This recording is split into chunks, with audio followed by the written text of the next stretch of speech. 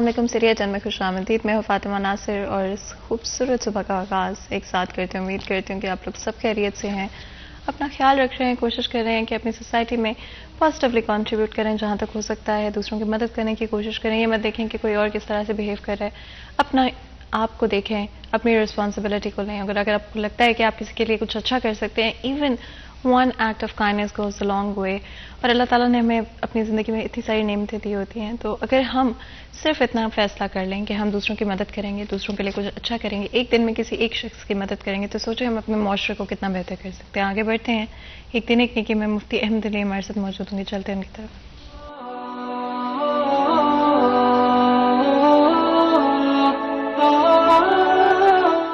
نحمده ونصلی علی رسولہ الکریم, اما بعد. میرے دوستوں, بزرگوں, بھائیوں, میری بہنوں, میرا آج کا پیغام یہ ہے کہ کھانا کھاتے ہوئے بھی اللہ کے نبی صلی اللہ علیہ وسلم کی سنتوں پہ عمل کرتے رہنا, سنت کو نہ چھوڑنا. امام الانبیاء علیہم الصلاۃ والسلام کے متعلق آتا ہے, اللہ کے نبی صلی اللہ علیہ وآلہ وسلم کھانا کھانے کے بعد اپنی 3 انگلیوں کو چاٹ لیا کرتے تھے. ایک انگوٹھا, ایک شہادت والی انگلی, ایک درمیان والی انگلی, کیونکہ اللہ کے نبی صلی اللہ علیہ وآلہ وسلم نے ارشاد فرمایا, کھانے کے اندر ایک ایسا جز ہوتا ہے جس میں برکت ہوتی ہے. یہ نہ ہو کہ وہ برکت والا جز آپ کی انگلیوں کے ساتھ لگا رہے اور آپ انگلیاں دھو دیں, وہ برکت والا جز پانی میں بہہ جائے. اس لیے میرے بھائیوں, میری بہنوں, اپنے بچوں سے بھی اس پر عمل کرواؤ کہ کھانے کے بعد انگلیاں چاٹنا یہ سنت ہے. اللہ مجھے بھی آپ کو بھی اس سنت پر عمل کرنے کی توفیق عطا فرمائے. وآخر دعوانا ان الحمد للہ رب العالمین. اسی پیغام کے ساتھ آج کے دن کا پروگرام کا آغاز کرتے ہیں. And I do feel like کہ ہم زندگی میں بہت مصروف ہو جاتے ہیں اور یہ بھول جاتے ہیں کہ ہمیں اللہ تعالیٰ کی نعمتوں کا شکر ادا کرنا چاہیے. سو آئی تھنک آج میں یہی کہوں گی کہ آپ اپنی زندگی میں جتنی بھی نعمتیں ہیں, جتنی بھی بلیسنگز ہیں, ان کا شکر ادا کریں, کوشش کریں کہ گریٹفل ہوں. بیکاز اس سے پہلے کہ ہم اور مانگیں, آئی تھنک ہمیں پہلے جو چیزیں ہمارے پاس موجود ہیں ان کے لیے گریٹفل ہونا ضروری ہے. اور جب اللہ تعالیٰ دیکھتے ہیں کہ ہم گریٹفل ہیں, ہم شکر گزار ہیں, تو بے شک وہ ہمیں اور ہماری جو دعائیں ہیں وہ بھی قبول کرتے ہیں. آگے بڑھتے ہیں, چلتے ہیں ہمارے نیکسٹ سیگمنٹ کی طرف, ٹوڈیز ویدر. مریم رضا ہمارے ساتھ موجود ہوں گی, جانیں گے موسم کے صورتحال. جی مریم. جی بالکل, فیصل آباد کے موسم کی اگر بات کی جائے تو دن کے آغاز میں جو ہے نظر آ رہا ہے کہ فیصل آباد میں بادل اور سورج کے درمیان جو ہے وہ آنکھ میں چولی کا سلسلہ جاری ہے. اور اگر دھند کی بات کی جائے تو کل کی نسبت میں آج ہے دھند کے اندر کافی کمی جو ہے وہ آئی ہے. اس کے ساتھ ساتھ درجہ حرارت جو ہے اس میں بھی کمی واقع ہو رہی ہے. اور دن بدن جو فیصل آباد میں دسمبر جس طرح سے ہے ان کے دن آگے جاتے جا رہے ہیں, ویسے ہی درجہ حرارت جو ہے اس میں بھی کمی آتی جا رہی ہے. تو فیصل آباد کا جو موسم ہے وہ بھی سرد اور خشک ہوتا جا رہا ہے. اس کے ساتھ اگر بات کریں تو محکمہ موسمیات کے مطابق آج کم سے کم درجہ حرارت 16 ڈگری سینٹی ریکارڈ کیا گیا, جبکہ دوپہر کے وقت میں زیادہ سے زیادہ 24 ڈگری رہنے کا امکان ہے. ہوا میں نمی کا تناسب جو ہے وہ 86% ہے, جبکہ ہوائیں جو ہے وہ بالکل ہی ساکن ہو کے رہ گئی. اور ہوائیں نہ چلنے کی وجہ سے فیصل آباد کا جو موسم ہے وہ بھی خشک اور سرد ہو گیا. لیکن اگر ہوائیں چلنے لگی تو یہ بھی فیصل آباد کے لیے خوشخبری ہوگی کہ درجہ حرارت جو ہے اس میں مزید کمی آئے گی اور فیصل آباد کا موسم جو ہے وہ مزید جو ہے وہ ٹھنڈا ہو جائے گا. اس کے ساتھ اگر بات کریں تو فیصل آباد میں فضائی آلودگی جو ہے وہ بھی اپنی جگہ پکڑتی ہوئی نظر آ رہی ہے کہ اس پوائنٹس میں بھی اضافہ ہو رہا ہے. تو شہری فیصل آباد جو ہے ماسک اور اینک کا استعمال کرے تاکہ اپنے آپ کو اس فضائی آلودگی سے کسی قسم کی بھی الرجی سے جو ہے وہ بچایا جا سکے. اس کے ساتھ اگر محکمہ موسمیات کی بات کریں تو محکمہ موسمیات کے مطابق آج آئندہ 24 گھنٹوں کے اندر بارش کا کوئی بھی امکان نہیں ہے. موسم اسی طرح سے خشک اور سرد رہے گا. جی बहुत बहुत शुक्रिया मरियम इस अपडेट के लिए। आप लोगों ने सुना कि फैसलाबाद शहर का मौसम तेज़ी से तब्दील हो रहा है, ऑफ कोर्स ठंड भी हमें बढ़ती हुई नज़र आ रही है। तो आप कोशिश करें कि जब भी बाहर निकलते हैं, स्पेशली सुबह के वक्त और शाम के वक्त, तो कवर करके बाहर निकलें। और स्मोक का इशू फैसलाबाद शहर में, लाहौर में भी काफ़ी परसिस्टेंट है, तो आप मास्क का लाजमी तौर पर इस्तेमाल करें। आई फील लाइक हमें महसूस नहीं हो रहा होता, बट ब्रीथिंग इशूज़ जो कि स्मोक से रिलेट करते हैं वो बहुत ज़्यादा आम होते जा रहे हैं। तो कोशिश करें कि मास्क का लाजमी तौर पर इस्तेमाल करें, अपने आप को हाइड्रेटेड रखें। सर्दियों में पता नहीं चलता कि प्यास कितनी लग रही है, इस वजह से बहुत सारे लोग पानी उस तरह से नहीं पीते जिस तरह से उनको पीना चाहिए। तो पानी की बोतल अपने साथ कैरी करें थ्रू आउट द डे। कोशिश करें कि पानी का इस्तेमाल करते रहें। इसके अलावा सन प्रोटेक्शन का लाजमी तौर पर इस्तेमाल करें। वंस अगैन एक ऐसी चीज़ है जो कि आपको महसूस नहीं होती ओवर टाइम। जब आप 30s या 40s में जाते हैं तो आपको बड़े क्लियरली विजिबली आपको सन डैमेज के साइंस नजर आना शुरू हो जाते हैं। एंड सन प्रोटेक्शन का इस्तेमाल करने से हम उन चीज़ों को एटलीस्ट स्लो डाउन कर सकते हैं या थोड़ा कम कर सकते हैं। तो लाजमी तौर पे सन प्रोटेक्शन का भी इस्तेमाल करते हैं। आगे बढ़ेंगे, चलेंगे हमारी आज की टॉप स्टोरीज की तरफ। आज की हमारी पहली टॉप स्टोरी, फैसलाबाद में डेंगू के वार जारी, इंतजामिया डेंगू की रोकथाम में नाकाम की।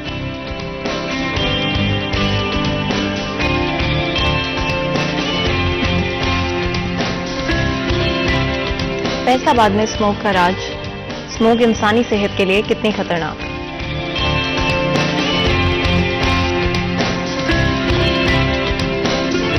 जी ये थी हमारी आज की टॉप स्टोरीज। आप लोगों ने सुना कि किस तरह से अगर हम डेंगू की बात करें तो फैसलाबाद शहर में हमें काफ़ी प्रोमिनेंटली केसेस नज़र आते हैं। इसके अलावा अगर हम स्मोक की बात करें तो वो भी डेफिनेटली काफ़ी ज़्यादा है। लेकिन आज का हमारा सब्जेक्ट हेपेटाइटिस के हवाले से होगा, HIV के हवाले से होगा। कितने केसेस हैं इस वक्त फैसलाबाद शहर में और आने वाले वक्त में हम किस तरह से इनको काम कर सकते हैं। डेफिनेटली अवेयरनेस बहुत इंपॉर्टेंट किरदार अदा करती है। आपकी सेहत हमारे लिए इंपॉर्टेंट है, आप लोग हमारे लिए बहुत बहुत इंपॉर्टेंट है।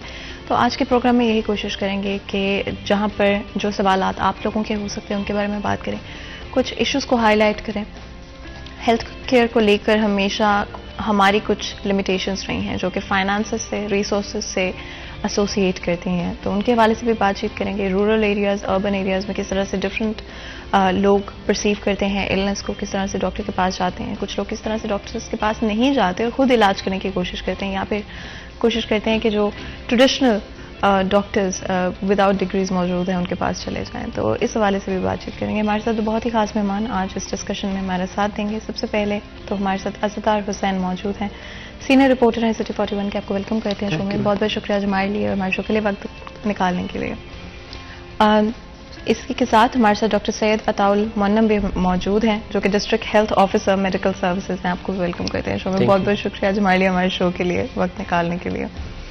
जिस तरह से मैं बात करती थी असदार, डेफिनेटली कुछ मिसकंसेप्शंस हैं हेल्थ केयर को लेकर, लेकिन कोशिश करते हैं कि फोकस करें HIV के ऊपर, हेपेटाइटिस के ऊपर। फैसलाबाद शहर में इस वक्त कितने केसेस हैं और किन हॉस्पिटल्स में ये केसेस मौजूद हैं? देखिए फातिमा, आज का जो मौजू है मैं समझता हूँ कि बहुत अहम है सेहत के हवाले से। जहाँ बात कर रही हैं आप हेपेटाइटिस के हवाले से, तो हेपेटाइटिस के जो पेशेंट हैं वो तकरीबन फैसलाबाद के जो तहसील हेडक्वार्टर हॉस्पिटल्स हैं वहाँ पे तशख़ीस से लेकर इलाज तक की जो सहूलियात हैं वो मौजूद हैं। फैसलाबाद के जो टीचिंग हॉस्पिटल्स हैं वहाँ पे भी इलाज मुआलजे की जो सहूलियात हैं तशख़ीस से लेकर इलाज तक की वो भी सहूलियात वहाँ पे मौजूद हैं। तो तादाद के हवाले से अगर हेपेटाइटिस के हवाले से बात की जाए तो ये तो हमें तादाद जो है वो मालूम की जा सकती है कि हेपेटाइटिस के फैसलाबाद इजला के कितने पेशेंट जो हैं वो जो कि फैसलाबाद के सरकारी हॉस्पिटल में जो है रिपोर्ट हो रहे हैं। फिर आबादी का तनासब देखा जाए तो फैसलाबाद की महकमा सेहत इंतजामिया के मुताबिक जो फैसलाबाद ज़िले की तादाद है वो 86,80,000 कुछ जो फिगर्स बनती है। तो इसके साथ साथ अगर ओवरऑल जिक्र किया जाए फैसलाबाद के अस्पतालों, जैसे मैंने बताया कि फैसलाबाद के जो हॉस्पिटल्स हैं वहाँ पे तशख़ीस से लेकर इलाज तक की जो सहूलियात है हेपेटाइटिस के हवाले से वो मौजूद है। बात रही HIV की, HIV के हवाले से जो मरकज़ सेंटर बनाया गया है वो हुकूमत की जानिब से अलाइड हॉस्पिटल में बनाया गया है। कोई भी पेशेंट जो कि HIV का रिपोर्ट होता है वो वहाँ किसी तहसील हेडक्वार्टर हॉस्पिटल में रिपोर्ट हो या किसी प्राइवेट हॉस्पिटल में रिपोर्ट हो या वो फैसलाबाद के किसी भी टीचिंग हॉस्पिटल में रिपोर्ट हो, तो उसे HIV की ट्रीटमेंट के लिए फैसलाबाद का अलाइड हॉस्पिटल जो मरकज़ सेंटर बनाया गया है वहाँ पे भिजवाया जाता है। अब HIV के फैसलाबाद में केसेस कितने हैं, तो इसकी जो तादाद है ये हमने कई बार कोशिश की है। हमारा मकसद ये होता है कि निशानदेही की जा सके कि किन इलाकों में केसेस ज़्यादा हैं ताकि वहाँ पे आवाम को मैसेज जाए और वहाँ पे बाकायदा को मेडिकल कैंप वगैरह लगें لوگوں کو اس بیماری سے بچانے کے لیے کچھ اقدامات وغیرہ کیے جا سکیں. جو تعداد ہے ہماری الائڈ ہاسپٹل کی جو انتظامیہ ہے ہماری ان سے بات ہوئی ہے، جو پنجاب میڈیکل کالج کی انتظامیہ ہیں ان سے بات ہوئی ہے، اور اس کے ساتھ ساتھ جو الائڈ ہاسپٹل میں مرکز چلا رہے ہیں HIV کے ہماری ان سے بات ہوئی ہے. تو وہ تعداد جو ہے وہ نہیں شو کراتے کہ وہ تعداد نہیں بتاتے. HIV کے اگر TB کے حوالے سے بات کی جائے تو TB کے حوالے سے 9 ماہ کے دوران جو پیشنٹ رپورٹ ہوئے ہیں ڈسٹرکٹ TB کنٹرول پروگرام کو، کیونکہ سماہی رپورٹ جو ہے وہ محکمہ صحت جسے 3 ماہ کی رپورٹ کہا جاتا ہے، 3 ماہ کے بعد ڈسٹرکٹ TB کنٹرول پروگرام کی جو انتظامیہ ہے وہ رپورٹ جاری کرتی ہے. تو 3 ماہ کے دوران پہلے جو 3 ماہ ہیں 2022 کے ان میں 9 پیشنٹ رپورٹ ہوئے. جون تک پیشنٹ جو تھے وہ 3 ماہ کے بعد مزید 11 پیشنٹ رپورٹ ہوئے. اس طرح کی تعداد جو 20 ہوگی. اب جب تیسرا کوارٹر آیا یعنی کہ تیسری سماہی رپورٹ آئی ہے تو اس میں جو تعداد تھی HIV کے پیشنٹس کی پازیٹیو وہ تعداد 20 تھی. اس طرح 9 ماہ کے دوران 40 پیشنٹ ایسے ہیں TB کے جن میں HIV جو ہے وہ پازیٹیو رپورٹ ہوا ہے. 2017-18 میں حکومت کی جانب سے اعلان کیا گیا تھا کہ جتنے بھی TB کے پیشنٹ ہیں ان میں قوت مدافعت وغیرہ کم ہوتی ہے، اس لیے آپ نے ان کے HIV کے ٹیسٹ کرنے ہیں. تو 2017-18 سے باقاعدہ طور پہ ایک اسے اپنا لاہے عمل بنا لیا گیا کہ جو بھی TB کے پازیٹیو پیشنٹ ہوں گے ان کا HIV کی اسکریننگ جو ہے وہ ان کی لازمی کی جائے گی. اب تب سے جو ہے وہ HIV کی اسکریننگ کا جو ہے وہ عمل شروع ہے. اور جیسے میں نے تعداد بتائی ہے کہ 2022 میں 9 ماہ کے دوران 40 پیشنٹ جو ہے رپورٹ ہو چکے ہیں. اب ماہ دسمبر ہے تو دسمبر کے اینڈ پہ جو ہے وہ تیسرے ماہ کی مزید جو ہے وہ رپورٹ ہوگی تو پورے سال کی جو ہے وہ رپورٹ شامل ہو سکے گی اور پتہ چل سکے گا. اس سلسلے میں نے محکمہ صحت کے افسران سے بھی بات کی کہ آپ بتائیں کہ کون سے علاقے ایسے ہیں جہاں پہ جو ہے HIV کے پیشنٹ جو رپورٹ ہو رہے ہیں. تو انہوں نے کہا کہ فیصل آباد شہر کے علاقے ہیں جہاں پہ جو ہے وہ HIV کے پیشنٹ رپورٹ ہو رہے ہیں. تو میں نے ان سے ایک مخصوص علاقے کا کہا کہ آپ مخصوص علاقہ بتائیں جہاں پہ ظاہری بات ہے کہ زیادہ پیشنٹ رپورٹ ہوئے ہیں. تو انہوں نے آن کیمرہ جو تھا وہ بات کرنے سے انکار کیا، گریز کیا. تو بعد میں بات ہوئی تو پتہ چلا کہ جی جڑاں والا کے اوپر ایک علاقہ ہے محمد والا، وہاں سے HIV کے پیشنٹ جو ہے بہت زیادہ رپورٹ ہوتے ہیں. جب انہوں نے مجھے HIV کے حوالے سے آگاہ کیا کہ محمد والا کا علاقہ ہے وہاں سے پیشنٹ زیادہ رپورٹ ہوتے ہیں تو میں فوراً 4-5-6 سال پیچھے چلا گیا جب ایجنسیز کی جانب سے وہاں پہ کیمپ لگایا گیا تھا محمد والا کے علاقے میں. اس وقت تھے district health officer doctor Asif Shahzad صاحب. تو میں نے آصف شہزاد صاحب سے بھی یہ سوال کیا تھا کہ سر محمد والا کے علاقے میں ہی میڈیکل کیمپ کیوں لگایا گیا ہے نا، باقی فیصل آباد اتنا بڑا ہے، فیصل آباد شہر میں لگایا، جڑاں والا ہے، تاندلیاں والا ہے، سمندری ہے، چک جھمرا ہے اور دیگر علاقے ہیں فیصل آباد کے، تو وہاں پہ کیمپ کیوں نہیں لگایا گیا صرف محمد والے. تو انہوں نے کہا کہ نہیں ان کی مرضی، تو انہوں نے وہاں پہ جو ہے کیمپ لگایا ہے. اب پتہ چلا کہ جو HIV کے پیشنٹ جو ہیں وہ وہاں سے رپورٹ ہو رہے ہیں. پچھلے دنوں جب 1 دسمبر کو الائڈ PMC انتظامیہ کی جانب سے واقعہ کا انعقاد کیا گیا، HIV کے عالمی دن منایا گیا، تو تب بھی جو پرنسپل ہیں پنجاب میڈیکل کالج کے فیصل بلال لودھی صاحب، میں نے ان سے سوال کیا. میں نے کہا سر HIV کا مجھے پتہ چلا ہے کہ محمد والا کا علاقہ ہے جہاں سے پیشنٹ زیادہ رپورٹ ہو رہے ہیں سر. تو سر فیصل آباد جو کہ ہمارا الائڈ ہاسپٹل ہے ڈویژن کا ایک بہت بڑا ہاسپٹل ہے ہمارے پاس، تقریباً 1600 بیڈ پہ کہتے ہیں کہ یہ ہاسپٹل ہے، تقریباً 3000 پیشنٹ وہاں پہ 24 گھنٹے زیر علاج رہتے ہیں. اگر OPD کے والے سے بات کی جائے 4000 4500 5000 اور اس سے بھی زیادہ مریض روزانہ کی بنیاد پہ شعبہ بیرونی مریض ہمیں آ رہے ہیں، بہت بڑی تعداد ہے.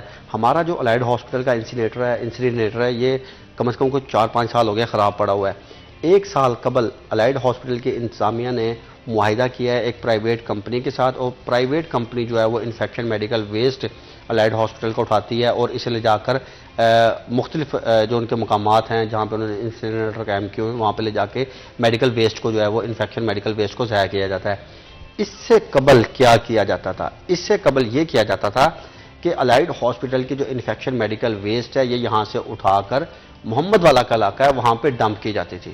دیکھیں وہ شروع میں ڈمپ کی جاتی رہی، اب وہ ظاہری بات ہے وہاں بارشیں بھی ہوتی ہیں، پانی بھی کھڑا رہتا ہے، زیر زمین جو ہے وہ پانی بیماریوں کا باعث بھی بنا، اور اس کے ساتھ ساتھ ایک ہوا جب چلتی ہے وہاں پہ گندگی ہو، انفیکشن میڈیکل ویسٹ پڑا ہو اور وہاں سے ایک ہوا کا جو رخ ہے آبادی کی طرف ہو تو لوگ وہی سانس لے رہے ہیں، اسی ہوا میں سانس لے رہے ہیں، تو ظاہری بات ہے پھر انفیکشن وغیرہ جو ہے وہ بڑھتا ہے.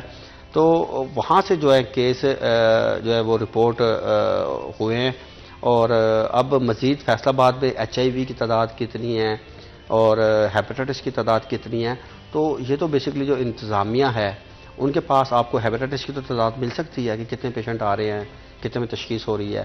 تو ایچ آئی وی کی تعداد اگر آپ کو ملے گی تو وہ الائڈ ہاسپٹل کا مرکزی جو سینٹر ایچ آئی وی کا بنایا گیا وہاں پہ تعداد ہے, اور وہ بتانے سے گریز کرتے ہیں. بالکل. اگر آپ اس حوالے سے بات چیت کرنا چاہیں, اینڈ ڈیفینیٹلی کیسز ہونا اور لوگوں کو پتہ ہونا بہت ایک امپورٹنٹ چیز ہے تاکہ وہ اپنے آپ کو سیف رکھ سکیں, تاکہ وہ بہتر طریقے سے جو بھی پریونٹری میئرز لینا چاہتے ہیں وہ لے سکتے ہیں. تو آپ کو لگتا ہے کہ یہ صحیح ہے, صحیح تعداد نہ بتانا؟ دیکھیں جی, پہلے تو سٹی 41 والوں کا میں شکریہ ادا کرتا ہوں کہ انہوں نے ایک بڑا ہی امپورٹنٹ ٹاپک جو ہے وہ آج کے لیے سلیکٹ کیا ہے, تاکہ جو ہماری کمیونٹی ہے اور ہماری فیصل آباد کی جو عوام ہے ان کو یہ اویئرنیس, ہیلتھ ایجوکیشن جو ہے وہ پرووائڈ کی جائے. جہاں تک ہیپاٹائٹس اور ایچ آئی وی کی بات ہے اور ان کے پیشنٹس کی تعداد کی بات ہے, تو پاکستان جو ہے اس کی جو پریولنس آ رہی ہے ہیپاٹائٹس کی وہ 4.8% ہے, یعنی کہ 100 میں سے 4.85 لوگ جو ہے وہ ہیپاٹائٹس سے جو ہے وہ مرض کا شکار ہیں. جو پچھلے کئی اگر ہم عرصے کی بات کریں تو اس میں یہ پریولنس جو ہے وہ کم ہو رہی ہے. خاص طور پہ ہیپاٹائٹس بی جو ہے اس کی پریولنس جو ہے وہ پہلے سے بہت کم ہوئی ہے. ایچ آئی وی کی جو جہاں تک بات ہو رہی ہے, ایچ آئی وی ایک بڑا ہی حساس قسم کا جو ہے وہ ڈائگنوسس ہے. سو اس میں ہم کانفیڈینشیلٹی یعنی رازداری کو جو ہے وہ ہم نے مینٹین کرنا ہوتا ہے, کیونکہ یہ جو پیشنٹ ہوتا ہے اس پیشنٹ کو ہم اگر ایکسپوز کر دیں گے کمیونٹی میں تو وہ نہ صرف وہ اپنا علاج کرائے گا, بلکہ کیونکہ یہ ایک ایسی مرض ہے جس کے ساتھ ایک دبا ایک قسم کا ذات کے ساتھ لگ جاتا ہے, تو کمیونٹی میں وہ جو شخص ہے وہ اس کو سپورٹ کی بجائے ہماری کمیونٹی کا یہ ایک طریقہ کار ہے کہ ہم اس کو جو ہے وہ اگنور کرنا شروع کر دیتے ہیں یا اسے اوائڈ کرنا شروع کر دیتے ہیں. سو اس وجہ سے ہم جو ہے محکمہ ہیلتھ اور جو ہمارا الائڈ ہاسپٹل میں سینٹر ہے, اور ہمارے پاس ڈیٹا ضرور ہوتا ہے بٹ ہم اس کو جو ہے میڈیا کے ساتھ شیئر نہیں کرتے, اور ان کی لوکیشنز بھی ہم شیئر نہیں کرنا چاہتے because it is a very sensitive matter. تو ہاں, ہم ان پیشنٹس کا اعتماد گین کرتے ہیں اور ان کی فیملی کو اس کے بارے میں گائیڈ کرتے ہیں, اور ان کے فیملی اور ریلیٹیوز کو اس کے بارے میں آگاہی دی جاتی ہے, اور اس کے علاج کے ساتھ ساتھ جو پریونٹیو میئرز ہیں ان کے بارے میں پورا گائیڈ کیا جاتا ہے. اور الائڈ ہاسپٹل کا جو ایڈز کا سینٹر ہے جو صرف فیصل آباد ہی نہیں بلکہ فیصل آباد کے ساتھ جو موجود ڈسٹرکٹس ہیں جو اس کی ڈویژن میں آتے ہیں, اور اس کے علاوہ سرگودا ڈویژن ان کے بھی کچھ پیشنٹس آ جاتے ہیں, تو ہم ان پیشنٹس کو بھی پراپرلی ڈیل کر رہے ہیں اور اس میٹر کو لے کے جاتے ہیں. جہاں تک بات ہے ان کی تعداد کی اور جو ٹی بی کی پریولنس جو ہم نے بیسکلی ہم ٹارگٹ کرتے ہیں اپنی اسکریننگ کو ایسے لوگوں کو جو ٹی بی کے مریض ہیں اور آئی وی ڈرگ ایبیوزر ہیں, مطلب نشے کا استعمال کر رہے ہیں, یا ان کی جو ہسٹری ایسی ملتی ہے جس سے وہ رسک پہ ہوں کہ ان کو ایچ آئی وی ہو سکتا ہے, تو ان کا ہم لازمی جو ہے وہ ایچ آئی وی کی اسکریننگ کر رہے ہیں. اب تو ہماری گورنمنٹ کی جو گائیڈ لائنز ہیں اس میں یہ کہ ٹی بی کے تمام مریضوں کو ہم ایچ آئی وی کے لیے اسکرین کر رہے ہیں. سو اسی وجہ سے ہم جو بھی ہمیں پیشنٹس مل رہے ہیں وہ زیادہ تر جو ہیں وہ آئی وی ڈرگ ایبیوزر ہیں, یعنی کہ وہ انجیکشن لگا رہے ہیں, جو سرنجز استعمال کر رہے ہیں استعمال شدہ, اور نشے کے عادی ہیں. سو وہ تو آلریڈی ہی بڑے ہو چکے ہوتے ہیں, حساس قسم کے لوگ ہوتے ہیں, تو وی ڈونٹ وانٹ کہ ہم ان کو ایکسپوز کریں. اور سو اس لیے جیسے ازادار کہہ رہا ہے جی ہم بتاتے نہیں ہیں, ہم یہ شیئر نہیں کرتے ڈیٹا. سو بیسکلی کانفیڈینشیلٹی کا میٹر ہے جس کو ہم ذرا فوکس کر رہے ہوتے ہیں. اینڈ ازادار, اگر آپ اوور آل اس سچویشن کو دیکھتے ہیں, آپ کو لگتا ہے کہ سب سے زیادہ کون امپیکٹ ہو رہا ہے؟ اینڈ آف کورس جس طرح سے ہماری گورنمنٹ کی طرف سے جو اقدامات ہونے چاہیے, کہ آپ کو لگتا ہے کہ ہماری گورنمنٹ ان ایشوز کو ہائی لائٹ کرتی ہے انف, یا انف اٹینشن دیتی ہے؟ دیکھیں فاطمہ, آج سے تقریباً 2 یا 3 سال قبل مجھے ایک فون کال آئی ایک شہری کی جانب سے کہ میں آپ کے ساتھ ایک مسئلہ ڈسکس کرنا چاہتا ہوں. ایک پرائیویٹ ہاسپٹل میں وہ کہتے ہیں میری سسٹر کی ڈیلیوری تھی, تو انہیں بلڈ کی ضرورت تھی, تو میں جب بلڈ دینے کے لیے وہاں پہ گیا اور انہوں نے میرا ٹیسٹ کیا تو انہوں نے کہا جی آپ کو ایچ آئی وی پازیٹیو ہے. اچھا, اب وہ کہتے ہیں کہ مجھے ایک شوق لگا کہ یار میں نے کبھی کوئی ایسا کام بھی نہیں کیا جس سے بتایا جاتا ہے کہ جی ایچ آئی وی ان وجوہات کی بنا پہ انسان میں منتقل ہو سکتا ہے. تو وہ کہتے ہیں میں نے کبھی ایسا کوئی کام بھی نہیں کیا, پھر بھی میں ایچ آئی وی پازیٹیو, وہ بہت پریشان. انہوں نے کسی دوسرے دوست سے رابطہ کیا, کوئی خاص دوست یا کوئی ڈاکٹر ان کا, تو انہوں نے کہا جی آپ ٹیسٹ دوبارہ کروائیں. جب انہوں نے کسی ایک اور لیب سے کروائے ہیں تو ان کی رپورٹ جو تھی وہ نیگیٹو آئی ہے. بہت خوش تھے. وہ کہتے ہیں کہ یار یہ رپورٹ پازیٹیو ہے اور یہ رپورٹ نیگیٹو ہے, اب بتائیں کیا کرنا چاہیے جی. انہوں نے تیسرا ٹیسٹ ایک اور کروایا ایک اور لیب سے, وہاں سے بھی ان کی رپورٹ جو تھی وہ نیگیٹو آئی ہے. تو انہوں نے کہا یار یہ خبر وغیرہ بنتی ہے کہ دیکھیں HIV ایک ہاسپٹل سے مجھے پازیٹیو قرار دے دیا گیا, اب میں اسی طرح الائڈ ہاسپٹل جاتا, وہاں سے جا کے ٹریٹمنٹ کرواتا, یا ویسے ہی نہ جاتا, اندر ہی اندر کوڑتا رہتا بیچارہ کہ وہ مجھے HIV ہو گیا, ایڈز ہو گیا. تو بات کرنے کا مقصد یہ ہے کہ کڈس کا بھی اکثر کہا جائے وہ ایشو ہوتا ہے. میں نے یہ کئی دفعہ جو بلڈ ٹرانسفیوژن سیکرٹری تھی ڈاکٹر شہناز غالباً ان کا نام تھا, تو دیکھیں الیزا ایک ٹیسٹ ہوتا ہے, الیزا کی مشین ہوتی ہے کہ آپ نے اگر کسی کو بلڈ دینا ہے تو میتھڈ کٹس یا کٹ میتھڈس جنہیں کہا جاتا ہے, جن کے اوپر وہ بلڈ لگا کے تشخیص کرتے ہیں کہ اس کا جو ہے بلڈ یہ A پازیٹیو ہے, B پازیٹیو ہے, C پازیٹیو ہے, کون سا بلڈ ہے. اس کے بعد پھر اس کا کراس میچ کرتے ہیں. اور وہ دیکھیں اب جو پیتھولوجسٹ ہیں جب ہم ان سے بات کرتے ہیں, سب سے پہلے تو میں یہ بتانا چاہتا ہوں کہ ہم جب بھی کوئی بات کرتے ہیں, بطور میں صحافی جب بھی کوئی بات کرتا ہوں, میں اپنی طرف سے کوئی بات نہیں کر رہا ہوتا. میں ہمیشہ ڈاکٹرز کی بات عوام تک پہنچا رہا ہوتا ہوں, پروفیسر حضرات کی آواز عوام تک پہنچا رہا ہوتا ہوں, یا محکمہ صحت کے افسران سے جو باتیں سنتا ہوں وہ عوام تک پہنچا رہا اینڈ یہ ہوتا ہوں. بہت امپورٹنٹ ہے as a journalist, and I think یہ شاید موسٹ لوگ نہیں سمجھتے. لگ رہا ہوتا ہے کہ شاید اوپینین شیئر کریں, بٹ ایکچولی میں جو چیزیں ہم رپورٹ کرتے ہیں, جن چیزوں پہ ڈسکشن ہوتا ہے, یوزلی وہی چیزیں آگے فارورڈ ہو رہی ہوتی ہیں. اس سے پہلے کہ مزید گفتگو کریں ایک بریک لیں گے, کہیں مت جائے گا, ہمارے ساتھ رہ کر.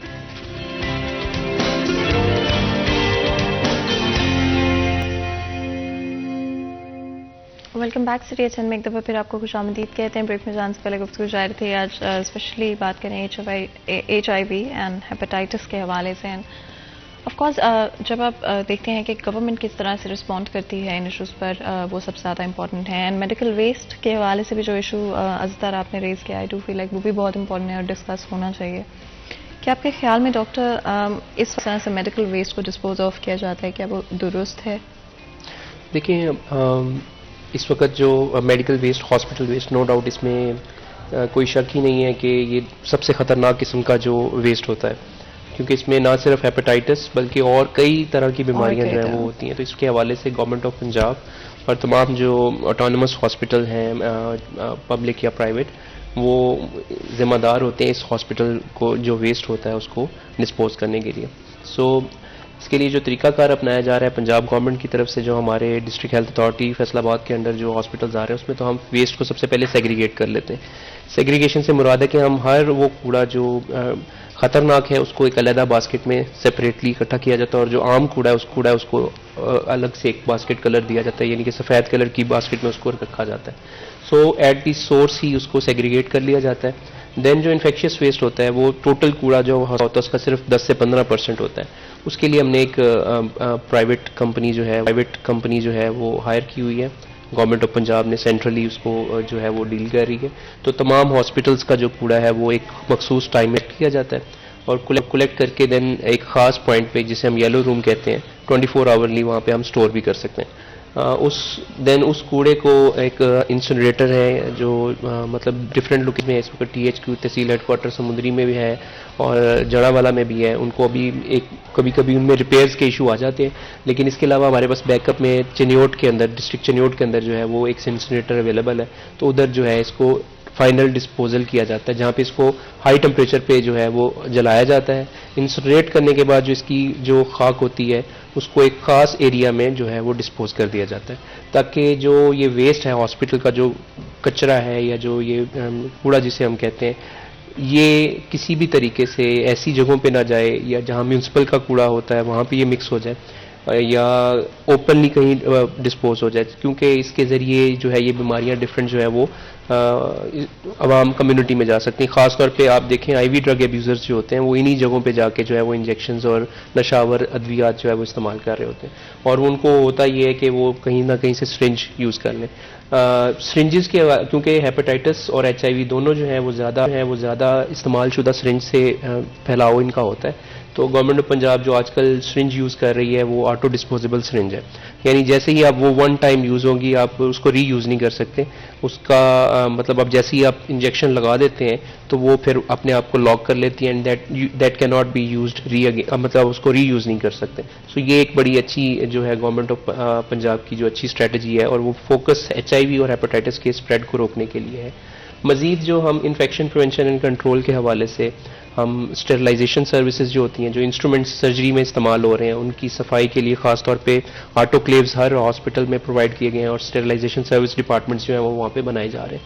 اور تمام ہاسپٹل سٹاف جس میں ڈاکٹرز، جو اسٹاف نرسز ہیں یا جو پیرامیڈیکل سٹاف ہے ہمارا، ان کی ریگولر ٹریننگ جو ہے وہ انفیکشن پریونشن اینڈ کنٹرول پہ ہوتی ہے. اور اس وقت ہم اپنے ہاسپٹلز میں جو تحصیل ہیڈ کوارٹر ہاسپٹلز اور جو دیہی مراکز صحت جنہیں ہم رورل ہیلتھ سینٹرز کہتے ہیں، اس کا تیسرا بیچ ہے جس کو ہم ابھی اس لاسٹ ویک میں ہم ٹرین کرنے جا رہے ہیں. 2 اس سے پہلے بیچز جو ہیں وہ ہم آلریڈی ٹرین کر چکے ہیں، اور یہ ریگولر ایکٹیویٹی ہے. ہر سال اس میں جو ہے ڈفرینٹ بیچز میں ہم ان کی جو ہے ریفریشر ٹریننگ کرواتے رہتے ہیں. اور اس میں جو ہمارا آپ کہیں کہ لیب کے اندر جو استعمال ہونے والا جو سولوشنز ہوتے ہیں، جس میں ہم انفیکشن کو کنٹرول کرنے کے لیے ڈفرینٹ طرح کے ڈس انفیکٹنٹس یوز کرتے ہیں، اس میں ہائی کوالٹی ڈس انفیکٹنٹس جو ہیں جس میں سائڈیکس آ جاتا ہے اور کلورین سولوشن آ جاتا ہے، اور ڈفرینٹ طرح کے ایلڈیہائڈز ہیں یا کوارٹنری امونیم کمپاؤنڈس ہیں، یہ پرووائڈ کیے گئے ہیں، جس سے نہ صرف ہاسپٹل کا انوائرمنٹ صاف کیا جاتا ہے، یعنی کہ فلورز اور یہ جو جہاں پہ پیشنٹس ہوتے ہیں ان کی صفائی کی جاتی ہے، بلکہ جو اکوپمنٹس ہیں اور جو ہمارے لیبارٹری کی سرفیسز ہیں ان کو بھی کلین رکھا جاتا ہے. مین فوکس یہی ہے کہ یہ جو ہیپاٹائٹس اور HIV کی جیسی خطرناک بیماریاں ہیں یہ کمیونٹی میں ہاسپٹل سے اسپریڈ نہ ہو سکیں. بالکل. اسدار، اگر اوور آل آپ دیکھتے ہیں کہ آپ کو لگتا ہے ہاسپٹلس میں ایکسیپٹ میڈیکل ویسٹ کے، یا جس طرح سے انہوں نے کئی ساری different policies and procedures high light کیے اس چیز کو کم کرنے کے لیے یا ختم کرنے کے لیے کہ پھیلاؤ نہ ہو، لگتا ہے کہ فالو کیا جاتا ہے؟ دیکھیں فاطمہ، محکمہ صحت جو ہے کافی متحرک ہے HIV کے خاتمے کے لیے، ہیپاٹائٹس کے خاتمے کے لیے یا اس کی روک تھام کے لیے. ظاہری بات ہے اقدامات بھی کیے جاتے ہیں، جیسے کہ ہیپاٹائٹس آرڈیننس 2018 حکومت کی جانب سے متعارف کروایا گیا ہے. اس کے ذریعے ایک میسج یہ دیا جائے گا جتنے بھی بیوٹی پارلر، بیوٹی سیلون یا حجام یا باربرز وغیرہ ہیں، ان کی رجسٹریشن کی جائے گی اور ان کے ٹیسٹ کیے جائیں گے. جو ہیپاٹائٹس BC سے پاک ہوں گے انہیں باقاعدہ وہاں پہ سرٹیفکیٹ دیے جائیں گے، جو کہ ان کے شاپس پہ جو ہے وہ سرٹیفکیٹ لگے ہوں گے کہ یہ ہیپاٹائٹس سے پاک ہیں. اب 2018 کا یہ منصوبہ ہے، 5000 سے زائد ہمارے پاس اس وقت رجسٹرڈ ہو چکے ہیں جو ہمارے پاس حجام ہیں، بیوٹی پارلر ہیں، بیوٹی سیلون ہیں. جب یہ 2018 میں آرڈیننس پاس ہوا اور ایک کمپین چلائی گئی تو ہم اس کمپین کا ایک حصہ بنے. محکمہ صحت کے افسر ہمارے ساتھ تھے، تو ہم جب محکمہ صحت کے افسر کی ایکٹیویٹی دکھا رہے تھے کمپین کے حوالے سے، آگاہی مہم کے حوالے سے، تو ایک بیوٹی پارلر میں جب ہم داخل ہوئے ہیں تو ہمیں روک دیا گیا، محکمہ صحت کے افسران کو داخل ہونے سے روک دیا گیا. انہوں نے کہا کہ آپ نے جو بھی بات کرنی ہے آپ ہمارے لیگل ایڈوائزر کے ذریعے آئیں، تب آپ جو ہے وہ ہم سے بات کر سکتے ہیں. اچھا، وہاں سے مایوسی ہوئی، پھر آگے گئے ہیں، وہاں بھی اسی قسم کی جو مشکلات کا ہے وہ سامنا کرنا پڑا. جی اگر آپ کی اجازت تو ہمارے ساتھ ایک کالر موجود. جی السلام علیکم. السلام علیکم. جی وعلیکم السلام. جی کون بات کر رہے ہیں، کہاں سے بات کر رہے ہیں؟ عبد المالک بول رہا ہوں حسن افضال سے. جی بتائیں، کچھ پوچھیں گے، کچھ شیئر کریں گے؟ جی میں ڈاکٹر صاحب سے یہ پوچھنا چاہ رہا تھا، مجھے ہیپاٹائٹس سی ہے اور میں حسن افضال جو ہیڈ کوارٹر اسپتال ہے وہاں سے گیا بھی تھا. جی. تو انہوں نے وہ رسید سی بنائی ہے، اس کے بعد نہیں دی. میں نے کہا ابھی کوئی معقول سی جگہ ہو جہاں سے میں اپنا علاج مکمل کروا سکوں. بالکل. جی ڈاکٹر صاحب اگر آپ اس پر کامنٹ کریں. کوشچن ذرا ریپیٹ بتا دیں کیا تھا؟ ان کا کہنا تھا کہ وہ جی سوری، اگر آپ اپنا کوشچن ڈاکٹر صاحب کو ڈائریکٹلی بتا دیں. جی بھائی سوال ریپیٹ کیجیے گا.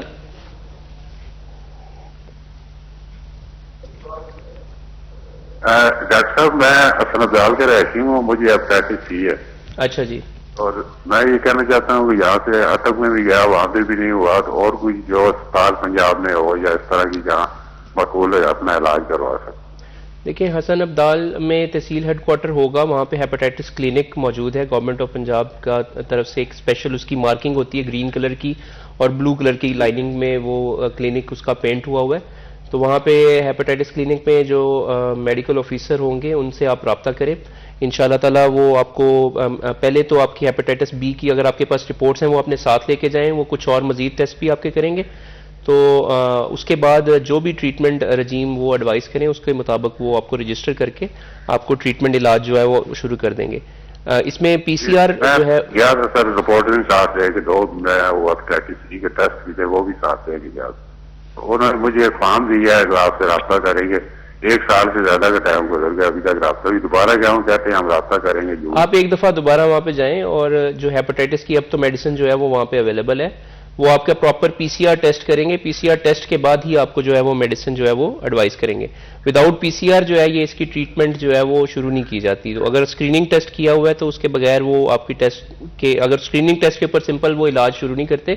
کنفرمیشن جو ہے ڈائگنوسس کی وہ پی سی آر پہ ہوتی ہے, تو اس کے بعد وہ انشاءاللہ آپ کا علاج کریں گے. اگر آپ وہاں پر دوبارہ جائیں اور اپنا جو ہے وہ پی سی آر ٹیسٹ کروائیں گے تو انشاءاللہ وہ آپ کا ضرور علاج کریں گے, کیونکہ میڈیسن اب اویلیبل ہے وہاں پہ ہر سینٹر پہ ہے, ہیپاٹائٹس سینٹر پہ. بالکل جی, بہت بہت شکریہ کال کرنے کا. ہمارے ساتھ کالر موجود ہے. تو اس میں یہ ہے کہ دیکھیں اب 4 سال ہو چکے ہیں, 5000 سے زائد ہمارے پاس بیوٹی پارلر بیوٹی سیلون جو رجسٹرڈ ہے ہمارے پاس. اب عملے کی بہت زیادہ کمی کا سامنا کرنا پڑا ہے. اب جو ڈپٹی ڈسٹرکٹ ہیلتھ آفیسر ہے اور جو اس کے ساتھ ساتھ ٹاؤن انچارج یا پھر ڈرگ انسپیکٹروں کو اختیارات دیے گئے ہیں چیکنگ کے حوالے سے کہ وہ وہاں پہ جائیں گے چیک کریں گے. اب ڈرگ انسپیکٹر نے جو ہے وہ میڈیکل سٹور بھی چیک کرنے ہیں, اس نے ڈرگ کورٹ میں بھی جانا ہے, اس نے ہائی کورٹ بھی جانا ہے, اور اس نے دیگر جو معاملات ہیں وہ بھی دیکھنے ہیں, ڈاک بھی دیکھنی ہے. اچھا, اب اس کے ساتھ ساتھ اب ایک علیحدہ کام دے دیا گیا. اسی طرح جو ڈپٹی ڈسٹرکٹ ہیلتھ آفیسر ہے اس نے بی ایچ یو کے وزٹ کرنے ہیں, آر ایس سی کے وزٹ کرنے ہیں, ٹی ایچ کیو کے وزٹ کرنے ہیں, وہاں سے جان چھوٹی ہے اس نے اینٹی کویکری کرنی ہے, اتائیوں کے خلاف کارروائیاں کرنی ہیں. اس کے ساتھ ساتھ اس نے پولیو کا نظام دیکھنا ہے, اے پی آئی کا نظام دیکھنا ہے. یعنی کہ ورک لوڈ جو ہے بہت زیادہ ہے. اب بجائے اس کے ہیپاٹائٹس آرڈیننس جو ہم نے لاگو کیا ہے اس کے لیے علیحدہ سے عملہ رکھا جائے جو اس کے اوپر فوکس کرے تاکہ جو ہے وہ مکمل ایک نظام چل سکے. دیکھیں 4 سال تک یہ نظام جو ہے وہ پایا تکمیل تک ہی نہیں پہنچ سکا, مکمل عملے کی اسکریننگ نہیں کی جا سکی, یا اگر جنہیں ہیپاٹائٹس تھا انہیں میڈیسن وغیرہ نہیں دی جا سکی. جہاں تک رہی بات آپ کی جو آپ نے کہا انسینریٹر کے والے سے, دیکھیں لمحہ فکریہ ہے فیصل آباد ڈویژن, فیصل آباد جو کہ پنجاب کا دوسرا بڑا شہر ہے. اس وقت میں آپ کو فیصل آباد کی صورتحال سے آگاہ کرتا ہوں. ہمارے پاس محکمہ پرائمری اور سیکنڈری ہیلتھ کے ماتحت 6 ہاسپٹلس کام کر رہے ہیں, اگر 2 جنرل ہاسپٹل بھی ڈال دیے جائیں ان سمیت. اچھا, انسینریٹر کہاں ہیں؟ جڑاوالا اور سمندری, اور جہاں تک میرے نوٹس میں ہے تو دونوں خراب ہیں. جڑاوالا کو تو اکثر رات سے خراب پڑا ہوا ہے, سمندری کا بھی خراب ہے. اب وہ وہاں سے میڈیکل انفیکشن میڈیکل ویسٹ اٹھاتے ہیں, وہ چنیوٹ لے جاتے ہیں. پچھلے دنوں پتہ چلا کہ چنیوٹ کا بھی خراب ہے. اب وہ کیا کرتے ہیں, وہ ننکانہ صاحب لے جاتے ہیں. بالکل. اچھا, جی بریک کا وقت ہو رہا ہے, اگر آپ کی اجازت ہو تو چلیں چھوٹی سی بریک لیتے ہیں. کہیں مل جائے گا ہمارے ساتھ رہے.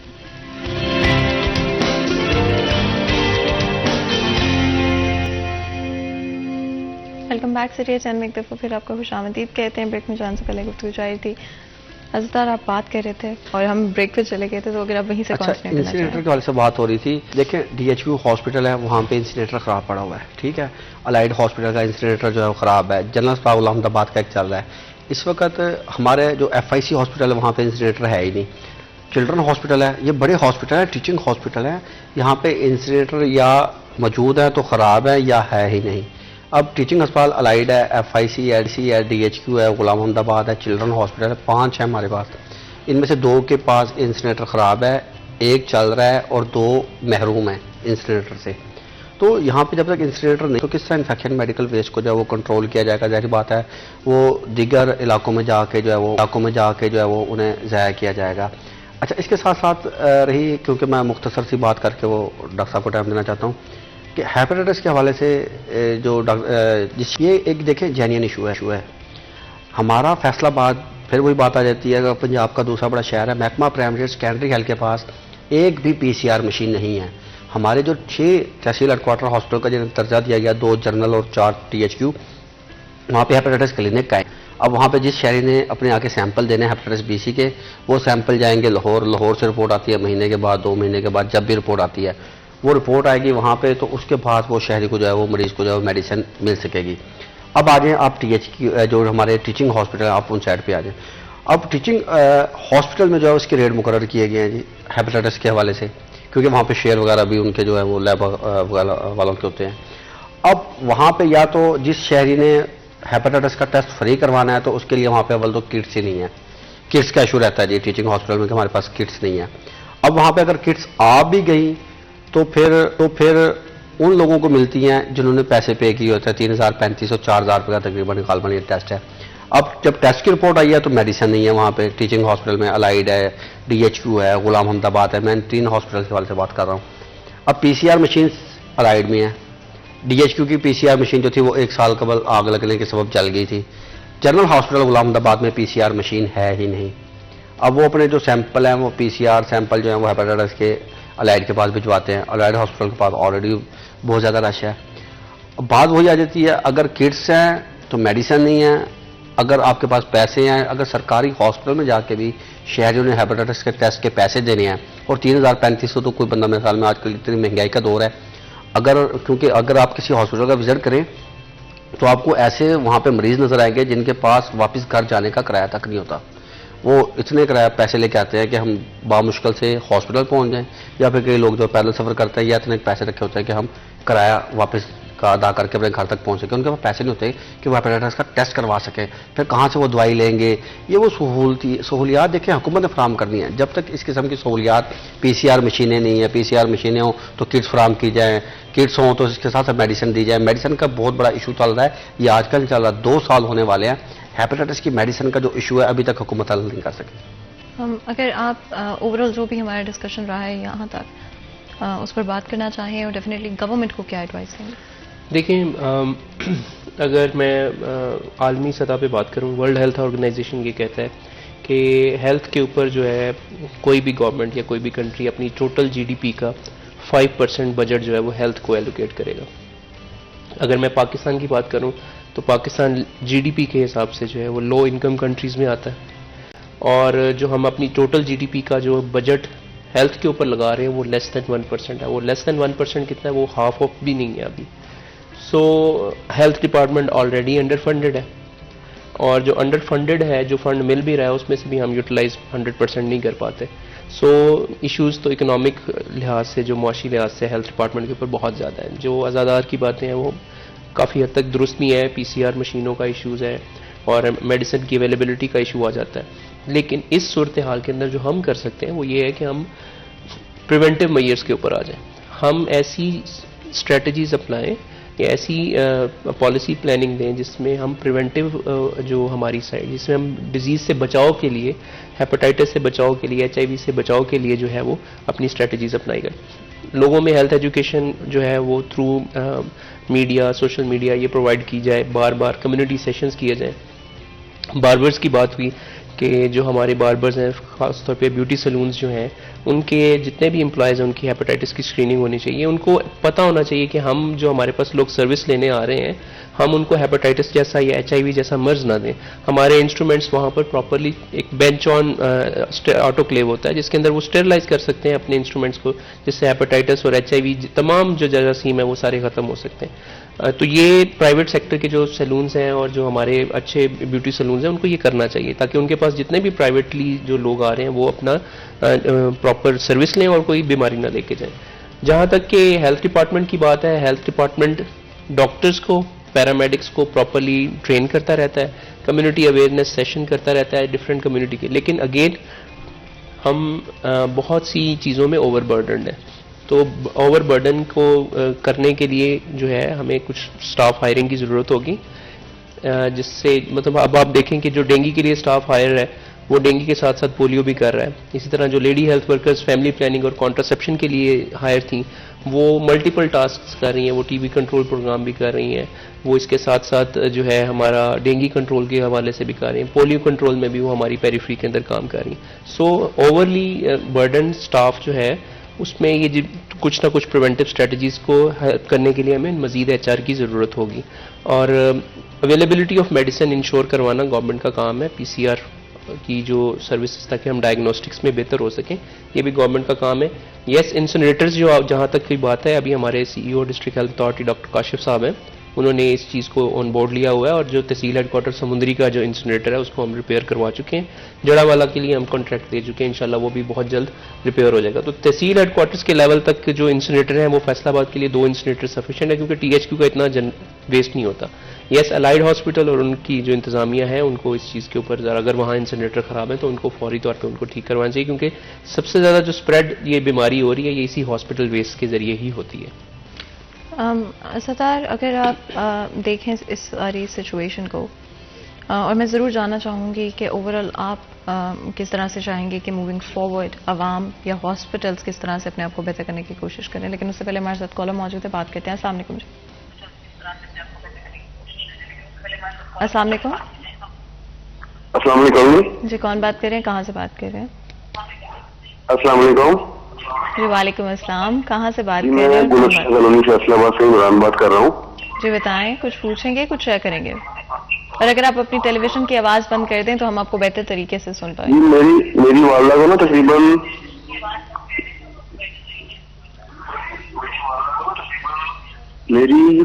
تقریباً کہنے کے نا 3-4 دن پہلے نا ایسے پوٹی کے اندر نا خون آیا تھا انہیں. ہیلو جی جی سن رہے ہیں ہم آپ کے پاس. جی میری والدہ کو نا تقریباً 15 دن پہلے نا پوٹی میں خون آیا تھا، تو وہ کہہ رہے تھے کہ پوٹی بھی نا کالے رنگ کی آئی ہے. تو اس کے بعد انہیں کچھ بھی نہیں ہوا. آج تقریباً 15-20 دن ہو گیا، اس کے بعد نارمل ہے. کیا یہ کوئی پریشانی والی بات ہے یا کیا اس سے کوئی مشورہ دیں گے آپ مجھے؟ دیکھیں جی، اس میں کالے رنگ کے پخانے آنا ہیپاٹائٹس بی یا سی کا جو ہے وہ مرض اس میں ہو سکتا ہے. سو میری طرف سے ایڈوائس یہی ہے کہ آپ اپنے قریبی ڈاکٹر جو بھی ہے یا الائڈ ہاسپٹل میں آ جائیں یا سول ہاسپٹل، جو بھی آپ کو قریبی ہاسپٹل پڑتا ہے، یا پرائیویٹ سیکٹر میں آپ جا کے چیک اپ کروائیں، وہاں اپنے ٹیسٹ لازمی کروائیں. بالکل، بہت بہت شکریہ کال کرنے کا. اور اگر آپ اس میں دیکھیں یہ کمپلیکیٹڈ کیسز ہو جاتے ہیں بعض دفعہ، تو جتنی جلدی تشخیص ہو جائے، جتنی جلدی اس کا علاج ہو جائے اتنا ہی بہتر ہوتا ہے، کیونکہ ہیپاٹائٹس بی اور سی جو ہے وہ کہہ لیں کہ خاموشی سے حملہ آور کرتے ہیں اور جگر کو آہستہ آہستہ جو ہے وہ خراب کرنا شروع کر دیتے ہیں، اور جب تک پتہ چلتا ہے مریض کو تب تک کافی دیر ہو چکی ہوتی ہے. تو اس لیے میری ایڈوائس یہی ہے کہ فوری طور پہ آپ چیک اپ کریں. اس میں ٹھیک ہے اگر وہ نارمل ہو بھی گئی ہیں تو you have to go for the doctor and check up اپنا لازمی کروائیں گے. بالکل. اور سر اگر آپ اوور آل اس پر کامنٹ کرنا چاہیں، اور ہاسپٹلس اینڈ عوام کیسے بہتر کر سکتے؟ دیکھیں میں نے پہلے جب بات کر رہا تھا تو پہلے بھی بریک آ گئی، میں پیتھولوجسٹ کے حوالے سے بات کر رہا تھا. جب میں نے پیتھولوجسٹ سے بات کی اسکریننگ کے حوالے سے، جو میتھڈ کٹس ہوتی ہیں ان سے جب وہ ٹیسٹ کرتے ہیں کراس میچ، جب خون کو بلڈ کا کیا جاتا ہے، تو ان کا کہنا تھا کہ جو میتھڈ کٹس ہیں ان کا جو رزلٹ ہے وہ 60% ٹھیک ہوتا ہے، 40% ان کا رزلٹ غلط ہوتا ہے. جی اس لیے اس کے لیے بھی الیزا مشین ضروری ہے. اب الیزا مشین ہے ہی نہیں فیصل آباد کے کسی ہاسپٹل میں، بلڈ بینک کے پاس. دیکھیں اب وہاں سے جس بندے کو پتہ چلا ہے کہ مجھے ہیپاٹائٹس بی سی ہو چکا ہے تو وہ سیدھا جائے گا، ظاہر بات ہے PCR کرائے گا کہیں سے، وہ میڈیسن وغیرہ لے گا. تو جب تک ہمارے تشخیص کا عمل جو ہے وہ بہتر نہیں ہوگا، تشخیص کا عمل بہتر ہونے کے لیے مشینری کی ضرورت ہے، مشینری ہو، تشخیص کا عمل بہتر ہو، اور شہریوں کو بھی چاہیے کہ وقتاً فوقتاً جو ہے وہ اپنے ٹیسٹ جو ہے وہ کرواتے رہیں. کیونکہ دیکھیں ہوتا کیا جی، ہمیں تبھی پتہ چلتا ہے جب ہم کسی کو بلڈ دینے کے لیے جاتے ہیں، پتہ چلتا ہے جی ہمیں جو ہے وہ ہیپاٹائٹس بی ہے، سی ہے، خدا نخواستہ HIV ہے جی. تو اگر ہم وقتاً فوقتاً 2 ماہ کے بعد، 3 ماہ کے بعد یا 6 ماہ کے بعد اپنا ٹیسٹ کرواتے رہیں تو اس بیماری کی جتنی جلدی تشخیص ہوگی اتنا ہی جلد جو ہے وہ قابو پایا جا سکتا ہے. جیسے میں نے اکثر کا ذکر کرتا رہتا ہوں کہ میں ڈیلی 2, 4, 5 پیشنٹ جتنے بھی ہوتے ہیں مجھ سے وہ میں چیک کرواتا رہتا ہوں. تو اکثر کا یہ آتا ہے کہ پیٹ میں پانی جمع ہو گیا جی، جگر سکڑ گیا جی، کیا ہوا جی؟ ڈاکٹر کہتے ہیں یار اس کا ہیپاٹائٹس سی تھا اور اسے جو ہے وہ اب اس کی آخری سٹیج آ چکی ہے جی، تو اب بہت مشکل ہے. بار کے کوشش کرتے ہیں اگر یہی پہلے ٹیسٹ کروائے جائیں، وقتاً فوقتاً انسان اپنے ٹیسٹ کرواتا رہے اور تشخیص ہوتی رہے تو جلد علاج جو ہے میں سمجھتا ہوں اس کا ممکن ہے. اگر اس سچویشن کو بہتر نہ کیا گیا اور جو صورتحال ہیں جیسے آج ہیں ویسے ہی رہے تو کیا آپ کے خیال میں آگے چلتے ہو سکتا ہے؟ دیکھیں جی پھر تو ڈیزاسٹر ہی ہے ایک قسم کا. بٹ اگین میں یہ نہیں کہوں گا کہ کچھ نہ کیا جائے. بہت کچھ گورنمنٹ کر رہی ہے اور بہت کچھ ایسے انتظامات ہیں جس کی وجہ سے ہیپاٹائٹس کا جو اوور آل پریولنس ہے اس میں ڈراپیج آیا ہے. مطلب پریولنس جو ہے آپ یہ کہہ لیں کہ 100 میں سے کتنے مریض تھے، پہلے 10-11 مریض ہوتے تھے، اب 5 پہ آ گئے ہیں. تو یہ بہت اچھی ایک ایفرٹ، اور یہ گورنمنٹ کی ایفرٹس تھیں. کچھ کمیونٹی ہماری جو ہے اس میں اویئرنیس آئی ہے جس کی وجہ سے یہ پریولنس کم ہوئی ہے. نہیں کریں گے اگر ہم اب احتیاط تو دیکھیں یہ ایسی بیماری ہے جو کہ خاموشی سے حملہ آور ہوتی ہے. آپ کو 6-7 سال 8 سال تک کچھ پتہ نہیں چلتا کہ میرے اندر جسم جو ہے میرے اندر وہ وائرس موجود ہے اور وہ میرے جگر کو آہستہ آہستہ نقصان پہنچا رہا ہے. اور جب تک جگر 20-25% اس کا فنکشن لاس ہو چکا ہوتا ہے, 20% صرف کام کر رہا ہوتا ہے, تب جا کے آپ کو سمٹمز آنا شروع ہوتے ہیں. بالکل, آپ دونوں کا بہت بہت شکریہ آج ہمارے شو کے لیے وقت نکالنے کے لیے. یہاں پر ایک بریک کا وقت ہوا جاتا ہے, کہیں میں جائے گا ہمارے ساتھ رہے گا.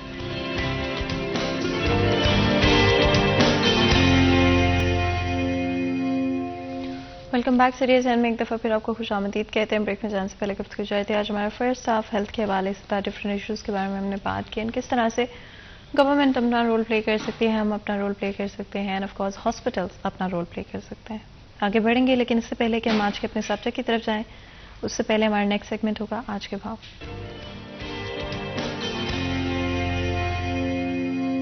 محمد بلال ٹھوکر ہمارے ساتھ موجود ہوں گے, جانیں گے ریٹس کے حوالے سے. جی بلال. جی بالکل, مارکیٹ کمیٹی فیصل آباد کی جانب سے آج روز جمعۃ المبارک کی ریٹ لسٹ جو ہے وہ جاری کر دی گئی ہے.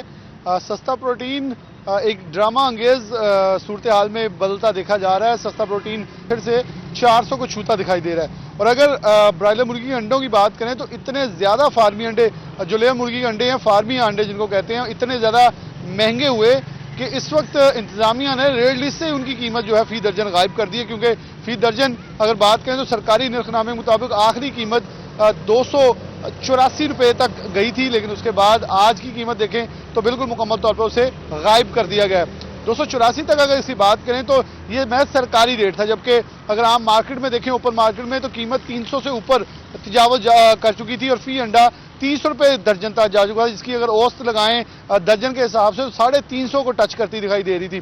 تو اس حساب سے جو مارکیٹ کمیٹی ہے انہوں نے آج کی ریٹ لسٹ کے اندر انڈے فارمی کی قیمت ہی غائب کر دی ہے, تاکہ عوام جو ہے وہ مزید مہنگے انڈے اور مزید دکانداروں کے ہاتھوں لٹیں, جبکہ گورنمنٹ نے سرکاری نرخ نامہ ہی جاری نہیں کیا.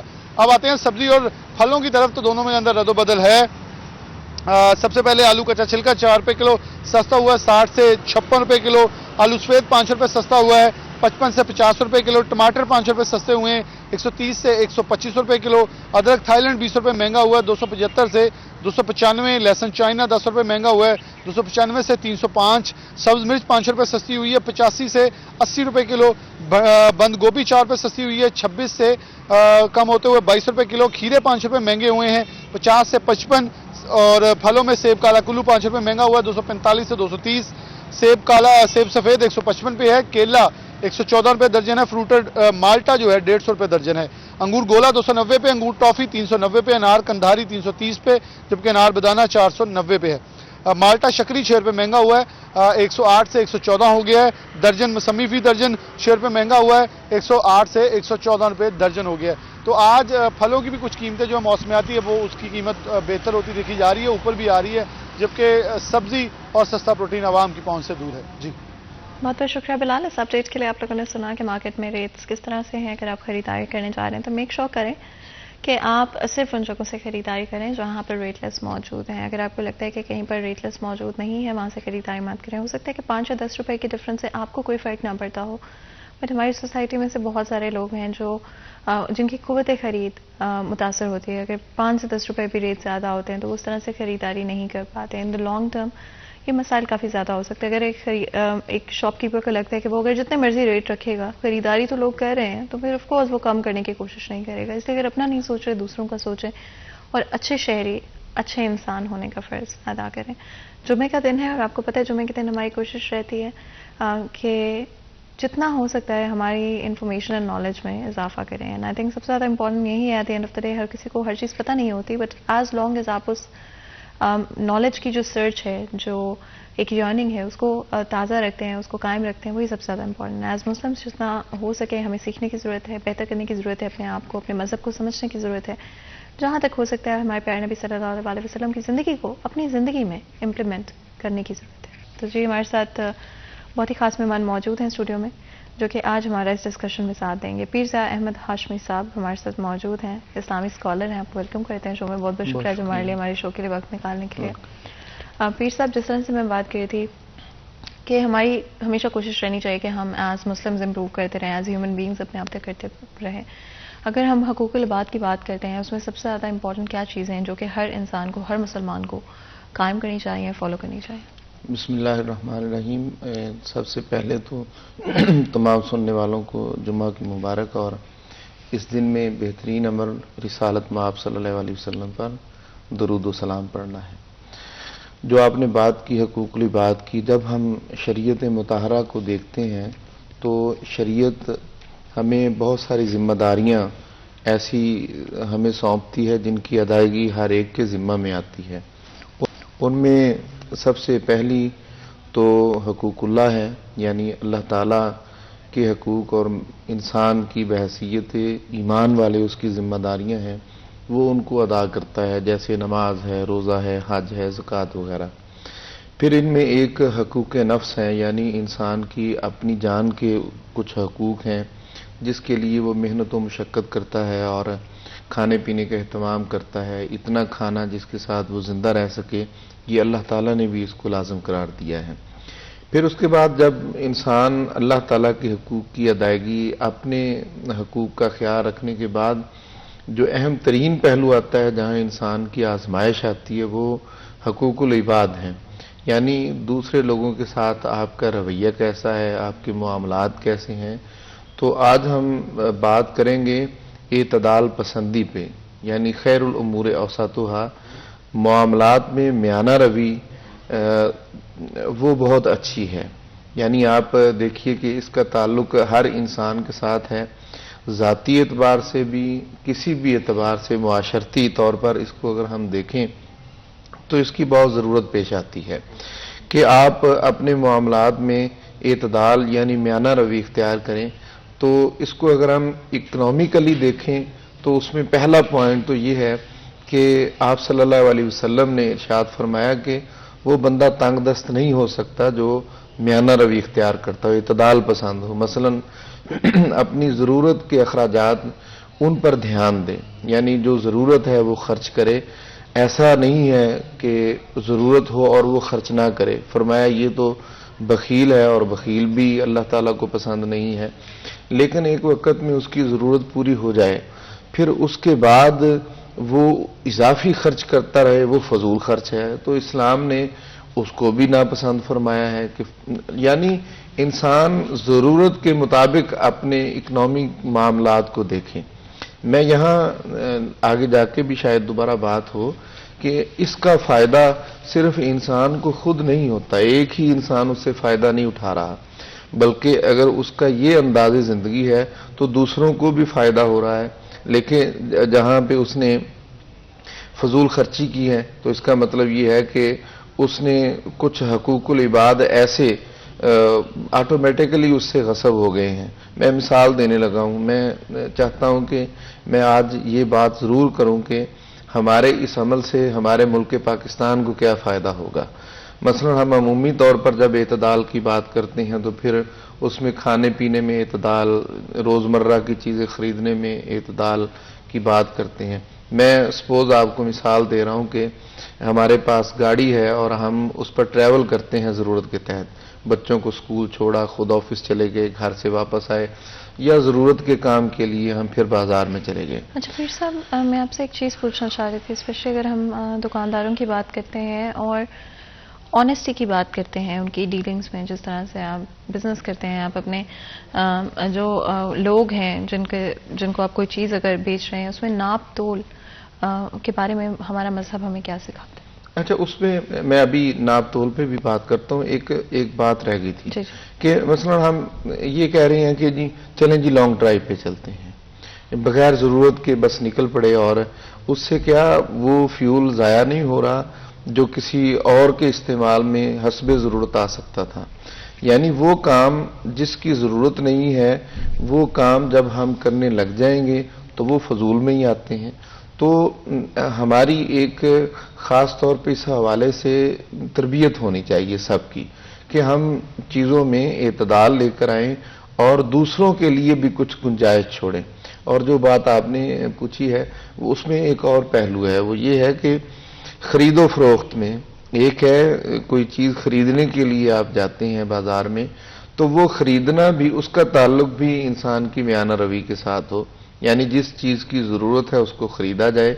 مارکیٹ کے اندر کئی مرتبہ ایسے ہوتا ہے کہ کچھ چیزوں کی جب ضرورت پڑتی ہے تو لوگ ان چیزوں کو روک لیتے ہیں، اور وہ لوگ جن کا اللہ کی ذات پہ توکل نہیں ہے وہ کوشش کرتے ہیں کہ اس کو سٹور اپنے پاس کر لیں.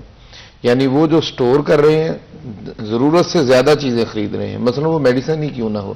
ہم نے ایک تجربہ دیکھا کہ جن دنوں میں کرونا وائرس تھا تو ان دنوں میں لوگوں نے راشن، ادویات وہ سٹور کرنا شروع کر دی کہ ہمیں نکلنے کا موقع نہیں ملے گا. لیکن اس حد تک نہیں کہ ادھر مارکیٹ کے اندر ان کی ویسے ہی چیزیں ملنا بند ہو جائیں. تو ان میں اقدار. اب وہ جو بات جو دکاندار چیز کو فروخت کر رہا ہے وہاں تو ناپ تول میں واضح طور پر قرآن مجید کا ہی ایک حکم ہے نا کہ تم ناپ تول میں کمی نہ کرو، اس میں عدل کرو.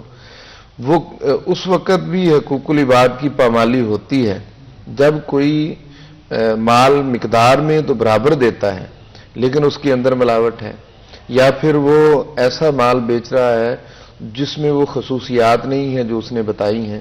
تو یہ دھوکہ بھی ہو گیا، ملاوٹ بھی ہوگی. اور نبی صلی اللہ علیہ وسلم نے تو واضح فرمایا من غش فلیس منا، جس نے ملاوٹ کی وہ ہم میں سے نہیں ہے. تو دکاندار کے لیے ایک نصیحت ہے، ایک سننے والے کے لیے، خریدنے والے کے لیے. خریدنے والے کے لیے نصیحت یہ ہے کہ وہ ضرورت کی چیزیں لے، باقی چیزیں مخلوق خدا کے لیے چھوڑے تاکہ کسی اور کی ضرورت بھی پوری ہو جائے، تاکہ مارکیٹ میں چیزیں کم ہو جانے کی صورت میں ان کے ریٹس زیادہ نہ ہو جائیں تو وہ گنجائش نکالے.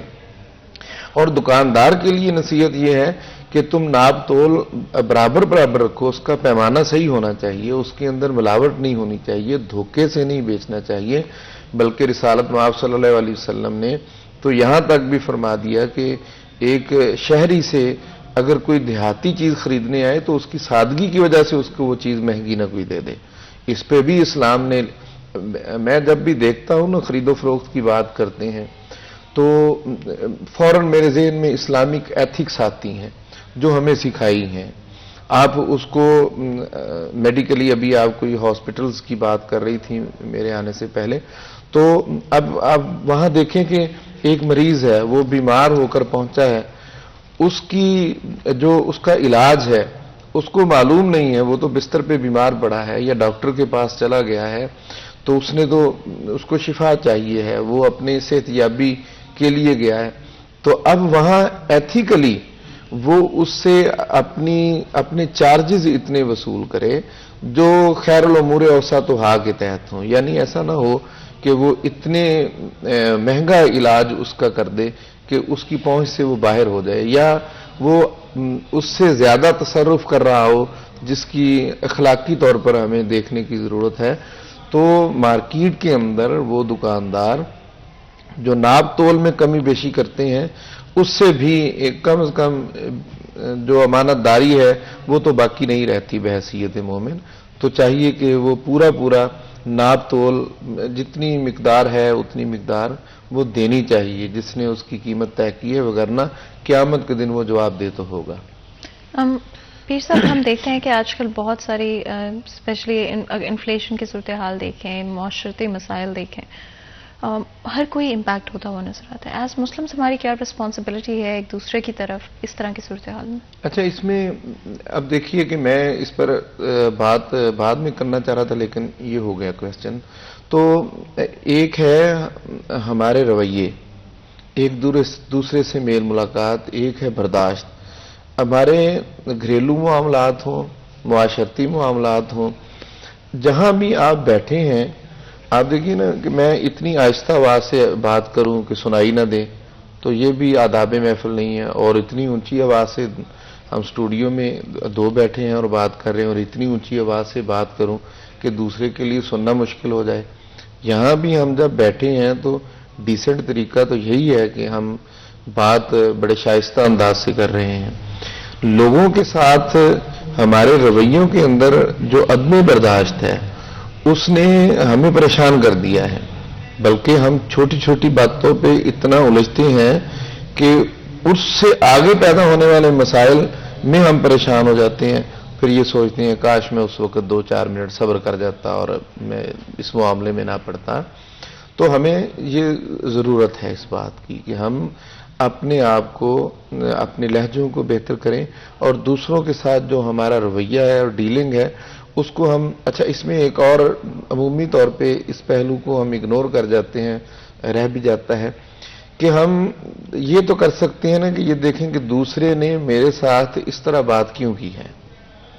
ہمارے پاس اصل میں ہمارا ہی اپنی ایک سوچ اور فکر کا ایک جہان ہوتا ہے، اسی میں ہم ہر ایک کو پیمائش اس کی کر رہے ہوتے ہیں اور اسی کے مطابق سوچ رہے ہوتے ہیں.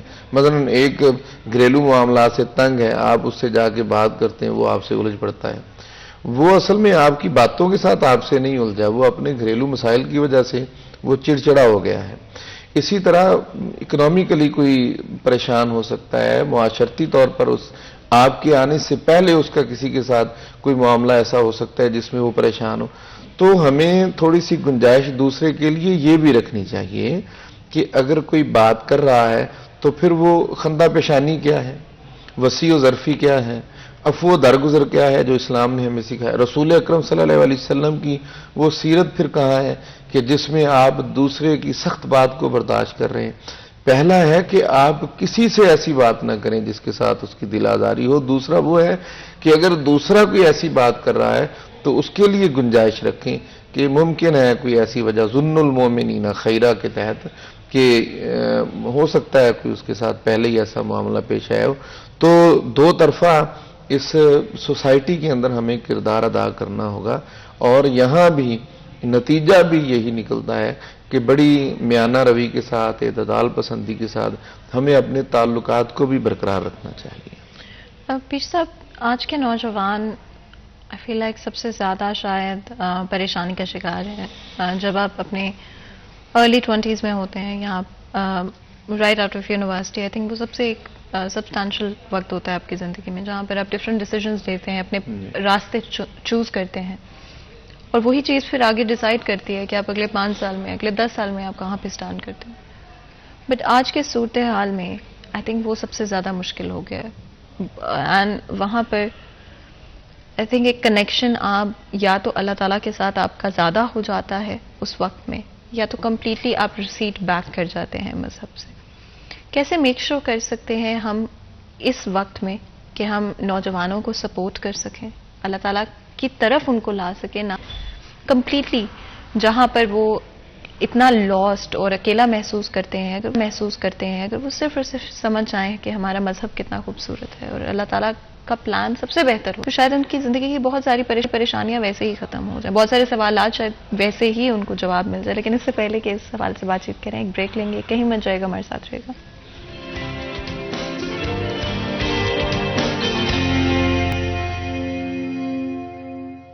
Welcome back. سریہ چند ایک دفعہ پھر آپ کو خوش آمدید کہتے ہیں. بریک میں جان سے پہلے گفتگو جاری تھی، بات کر رہے تھے اسپیشلی کس طرح سے ہم اپنے آپ کو بہتر مسلمان بنا سکتے ہیں، کس طرح سے ہم اپنی ڈیلنگز میں زیادہ فیئر ہو سکتے ہیں. اگر آپ دکاندار ہیں، کس طرح سے آپ میک شور کر سکتے ہیں کہ آپ جس طرح بھی حساب کتاب ہے اس کو فیئر رکھیں، اس کو آنیسٹ رکھیں، اپنے جو بھی خریدار ہیں ان کو اوور چارج نہ کریں. اسپیشلی اسی ٹاپک سے ریلیٹ کرتے ہوئے میں بات کرتی کس طرح سے آج کے نوجوان اپنی زندگی میں فیئر رہ سکتے ہیں، کس طرح اپنی جو بھی فائنینشیل سٹرگلز ہیں، جو بھی ان کی جاب سرچز ہیں، اگر وہ بزنس کی طرف جانا چاہتے ہیں، اور بہت سارے مسائل آج کے وقت میں موجود ہیں. اور آئی تھنک اس وقت میں سب سے زیادہ امپورٹنٹ ہوتا ہے اپنے رب کے قریب ہونا. لیکن ڈیفینیٹلی جب آپ اتنی ساری چیزیں دیکھتے ہیں تو کہیں نہ کہیں شاید آج کے نوجوان کو وہ راستہ دکھائی نہیں دیتا، یا وہ کلاؤڈڈ یا بلرڈ نظر آتا ہے، کئی ساری رکاوٹیں اس میں نظر آتی ہیں. پھر صاحب اگر اس حوالے سے آپ بات کرنا چاہیں. اچھا، یہاں 3 باتیں بڑی اہم ہیں. ایک تو یہ ہے کہ جس ایج کی نے بات کی ہے یہ ڈیسیژنز کی ایج ہے کہ ہم نے کیا کرنا ہے. ہمارے پاس یہاں پہنچ کے بہت سارے آپشنز ہوتے ہیں جن میں سے کسی ایک کو اویل کرنا ہے. آپ اس نوجوان کی مینٹیلٹی کو آپ دیکھیں تو آپ کو پتہ چلے گا کہ ہر ایک اس نتیجے پہ پہنچنا چاہ رہا ہے کہ میں کامیاب انسان کیسے بنوں گا، کون سا شعبہ ایسا ہے جس میں میں جاؤں اور آسان زندگی بسر کروں اور اچھا مال و دولت میرے پاس آ جائے. آپ جس کو بھی دیکھیں گے، آپ کو ہر ایک سے آپ کبھی ایسا سروے بھی کر کے دیکھیں، وہ وہ نوجوان جو 9th-10th کے اسٹوڈنٹس ہیں، پھر آگے انہوں نے ڈیسیجنز لینے ہوتے ہیں، تو اس وقت اس بچے کو دو چیزوں کی ضرورت ہے. پہلی چیز یہ ہے کہ اس کا مینٹیلٹی سیٹ کرنے کی ضرورت ہے کہ یہ جو آپ دولت اور مال کی تلاش میں ہیں، دیکھیں اسلام نے نہ کبھی روکا ہے اور نہ کبھی منع کیا ہے. اسلام نے تو وہ رولز بتائے ہیں جن کے تحت تم دنیا کے اندر زندگی گزارو، اچھے طریقے سے مال کماؤ. بہت سے صحابہ اکرام بے شمار مال و متاع رکھتے تھے، دنیا کا مال بہت زیادہ تھا ان کے پاس. اور اسلام کے اندر اب بھی آپ دیکھیں کہ جن کو اللہ تعالیٰ نے دولت سے نوازا ہے ان کی تعداد بھی کثیر ہے.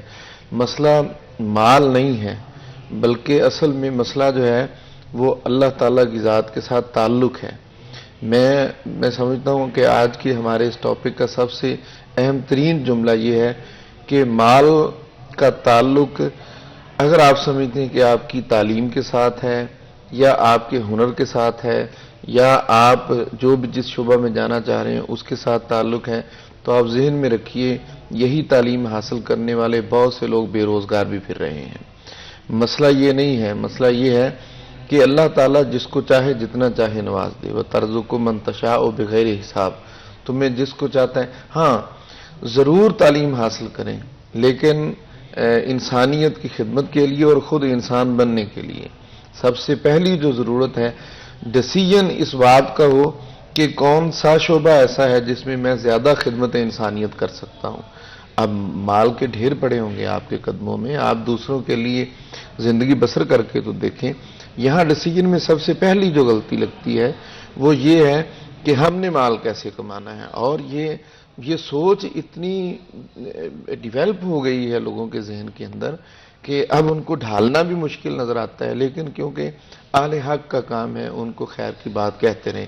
جس طرح آپ نے کہا کہ وہ اللہ تعالیٰ سے دوری بھی ان کی یقیناً سمجھنے کی بات ہے، تو وہ ایک ذمہ داری وہاں پہ پھر ان سکالرز کی آتی ہے جو سکالرز اس انداز سے گفتگو کریں کہ وہ پیغام حق کو سن سکیں.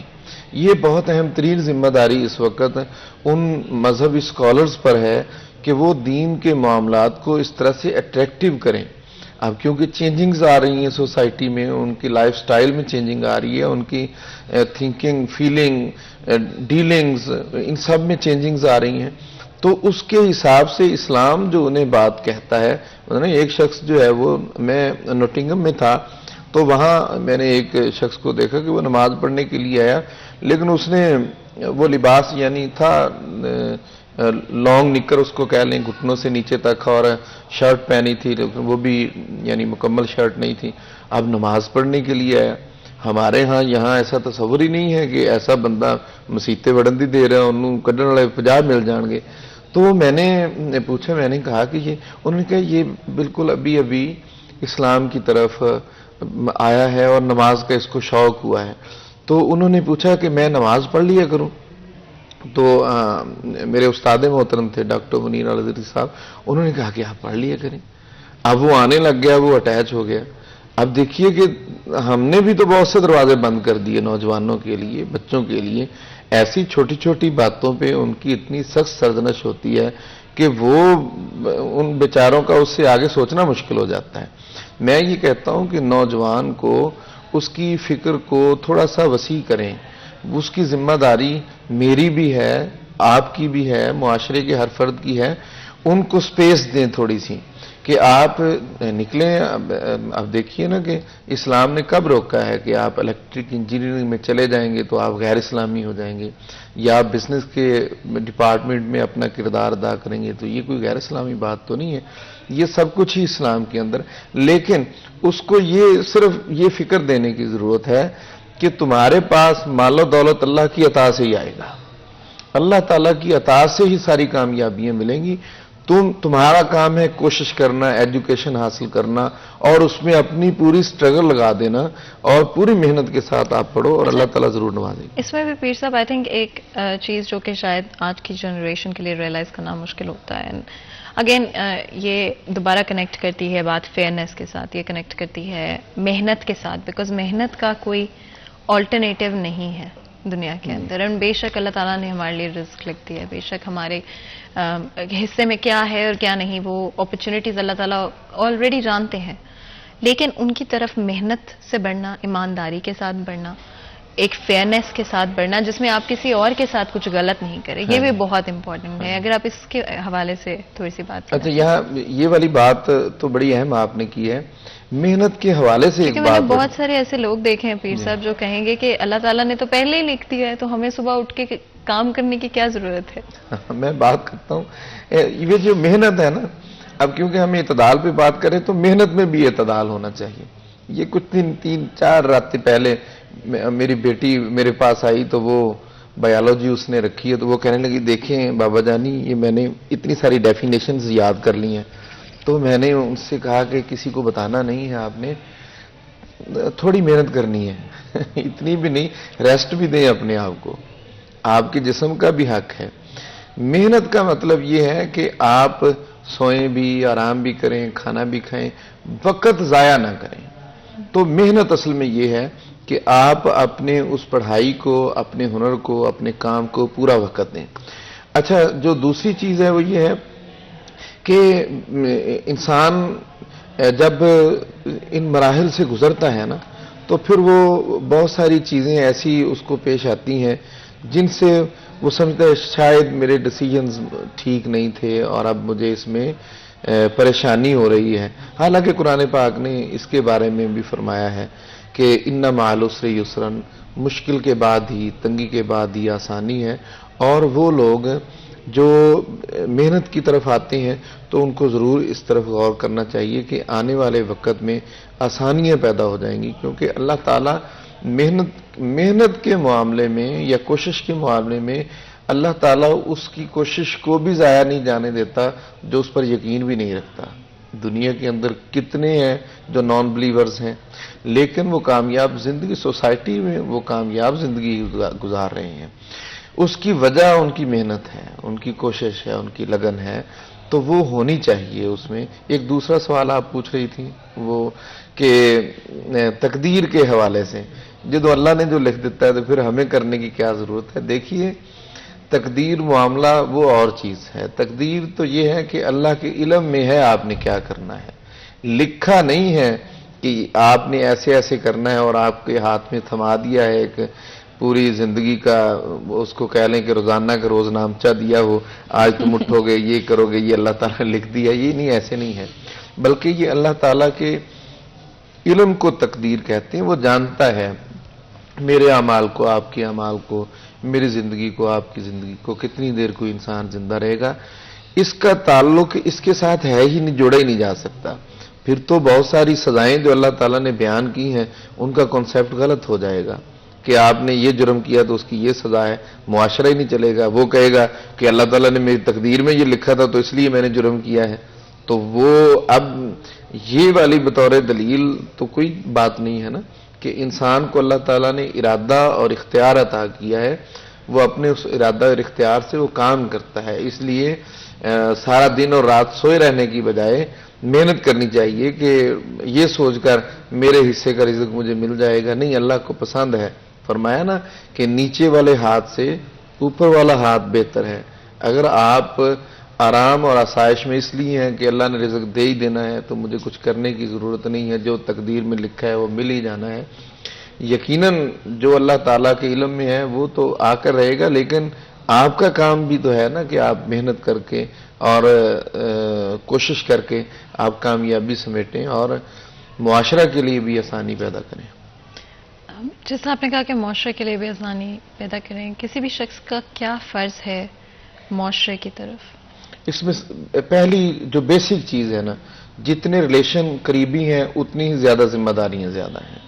ان کے ساتھ ان کے جملہ وہ حقوق جو ان کے بنتے ہیں وہی صحیح طریقے سے بندہ ادا کرنے لگ جائے تو یقین جانا یہ زندگی ہر طرف سے آسان ہو جائے. یعنی بیٹا ہے, بیٹی ہے, ماں ہے, باپ ہے, بہن ہے, بھائی ہیں, سب سے زیادہ قربت تو گھر کے اندر ان کے ساتھ ہے. ہر ایک کے الگ الگ سے حقوق ہیں. آپ ان ذمہ داریوں کو پورے انصاف کے ساتھ ہر ایک کے ساتھ ادا کریں. تو گھر کے اندر ہی لڑائی نہیں ہوگی. آپ گھر سے باہر نکلیں, محلے میں وہ جن کے ساتھ تعلق ہے یا جن کے ساتھ تعلق نہیں ہے, بحیثیت انسانیت ان کے ساتھ اچھا رویہ رکھنا, وہاں بھی اپنی ان ذمہ داریوں کو آپ فراموش نہیں کریں, بھولے نہیں کہ میں نے ذمہ داریاں سوسائٹی کے اندر رہ کے کیا ادا کرنی ہے. ان کو ادا کریں گے تو سوسائٹی میں اگر ہر ایک بندہ ہم میں سے یہ سوچنے لگ جائے کہ ہم نے اپنی ذمہ داری کو صحیح طریقے سے ادا کرنا ہے, تو وہ ضرور گھر کے اندر بھی اس کو سکون ملے گا اور معاشرہ بھی بہتر سے بہتر ہوتا جائے گا. ہم اس وقت جب بات کر رہے ہیں تو آپ دیکھیں گے کہ لوگوں کی گھریلو پریشانیاں, سوسائٹی کے اندر پریشانیاں, جہاں جائیں جس سے ملاقات ہو, پہلے 2-4 منٹ میں حال احوال کے بعد اگر تھوڑا سا بھی قریبی تعلق ہے نا تو وہ اپنی پریشانیوں کی ایک لمبی لسٹ تیار اس کے پاس ہوتی ہے, اور ہوتا بھی ہے بعض اوقات. مجھے اشفاق احمد صاحب کی ایک بات, اللہ تعالیٰ ان کے درجات بلند کرے, زاویہ والے, وہ ان کی بات یاد آ رہی ہے. وہ کہتے تھے کہ ہم نے نا مصیبتوں کے کانٹے اپنے دامن میں لگا رکھے ہیں, حالانکہ ہمارے پاس پھول بھی موجود ہیں جس کی خوشبو ہم دوسروں تک پہنچا سکتے ہیں. ہم وقت اپنی مایوسیاں, ہم وقت اپنی تکالیف, گزرے ہوئے وقت کی پریشانیاں, انہیں کو ذکر نہ کرتے رہا کریں, بلکہ ان لمحات کو بھی یاد کریں جس میں اللہ تعالیٰ نے آپ کو بہت ساری مہربانیوں سے نوازا اور آنے والے وقت میں بھی وہ نوازے گا. تو انسان کو اپنی ذمہ داری کا اگر احساس ہو جائے کہ میں جس کے جو حقوق ہیں ان کو وہ ادا کرے, تو یہ معاشرہ بہت خوبصورت اور بہترین معاشرہ بن جائے.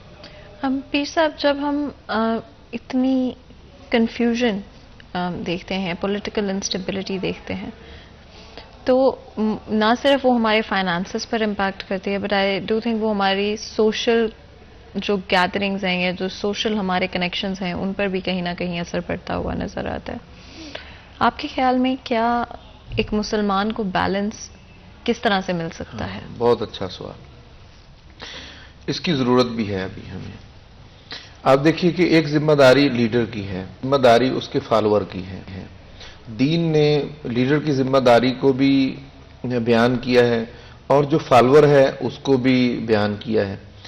وہ جو لیڈر ہے اس کو چاہیے کہ وہ اپنے فالوورز کو اس طرح سے رہنمائی ان کی کرے کہ ان کے اندر ہمیانہ روی رہے, ان کے رویوں کے اندر. اگر آپ کی اجازت تو پیر صاحب تو ایک چھوٹی سی بریک لیں گے. جی, جی ایک بریک لیتے ہیں, کہیں میں چاہیے گا ہمارے ساتھ رہیے.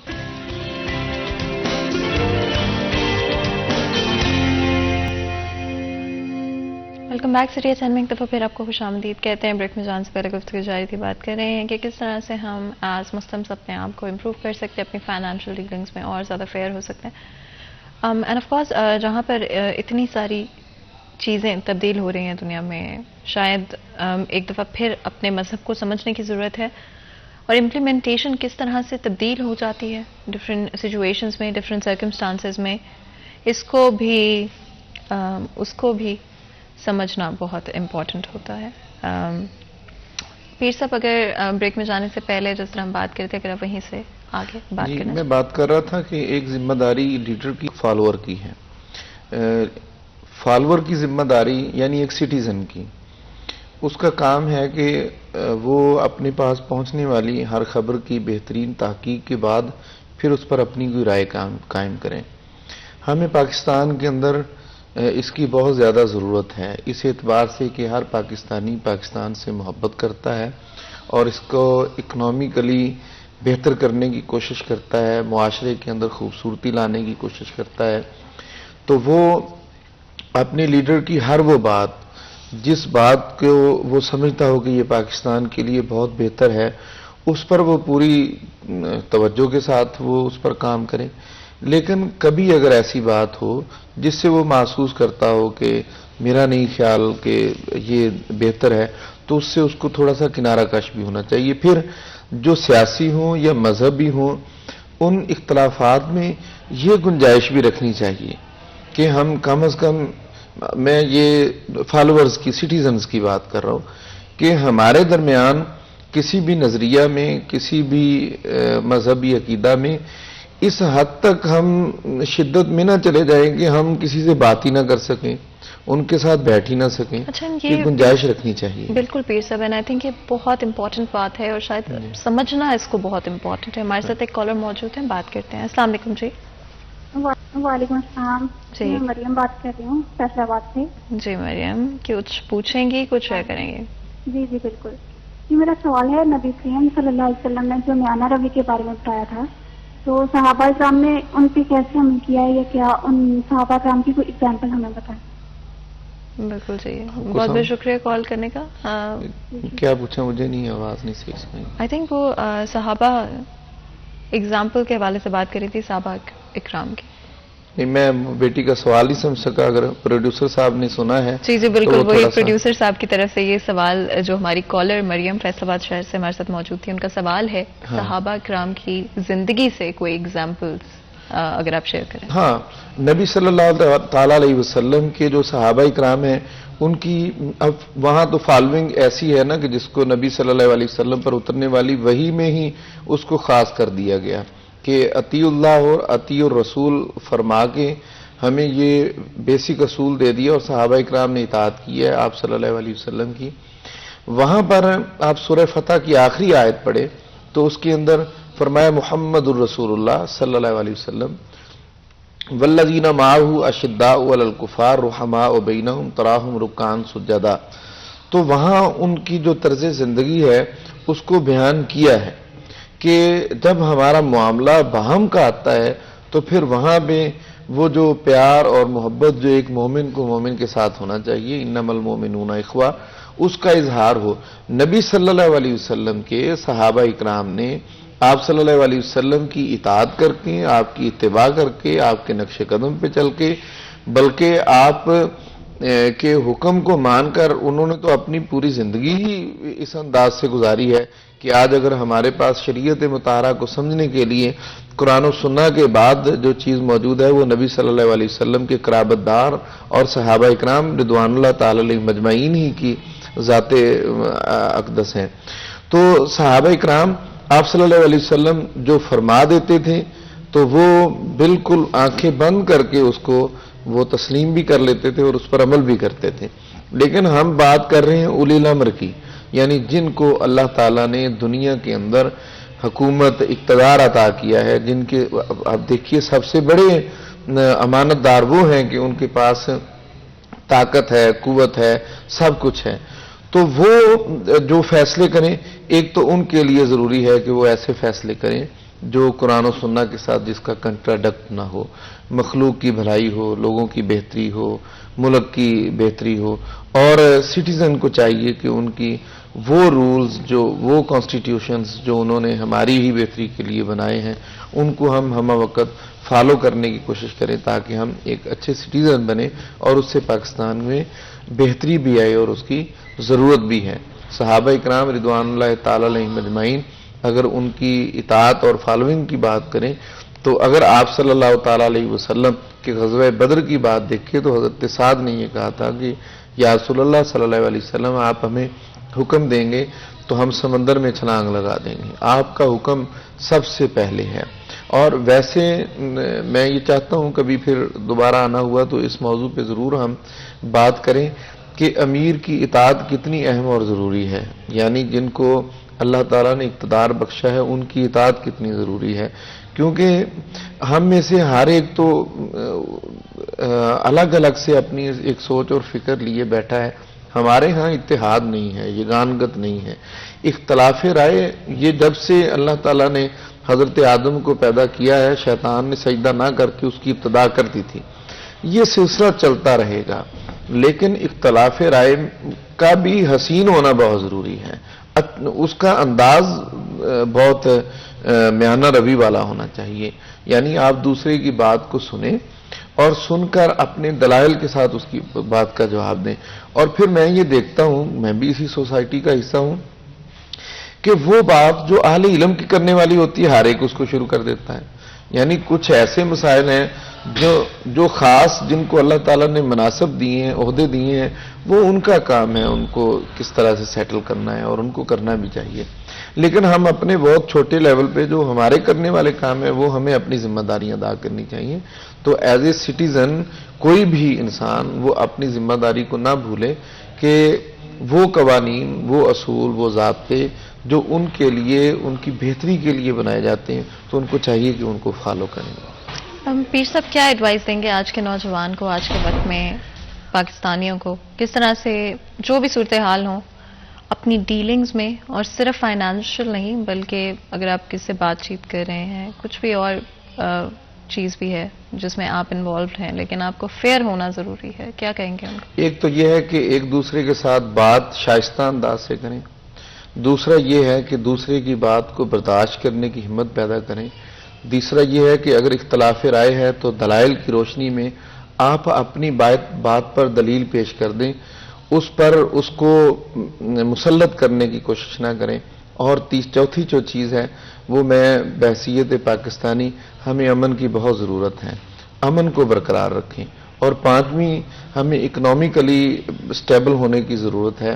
اس کے لیے ہر ایک بندہ کردار ادا کرے. وہ ایک ریڑھی لگانے والا بھی، وہ کروڑوں کا کاروبار کرنے والا بھی، اربوں کا ٹریڈنگ کرنے والا، دونوں کو ہی اس بات کی فکر ہونی چاہیے کہ ہمارے ملک کو اکنامیکلی بہت ضرورت ہے آپ کی ایفرٹس کی، اور ہر ایک کو اس وطن کے لیے کوشش کرنی چاہیے. اینڈ جہاں تک آج کے ہمارے ڈسکشن کی بات ہے، ہماری کوشش رہی کہ اسپیشلی فائنانسز کو لے کر اینڈ کس طرح سے آپ اپنی اوور آل ڈیلنگز میں اپنے آپ کو فیئر رکھ سکتے ہیں.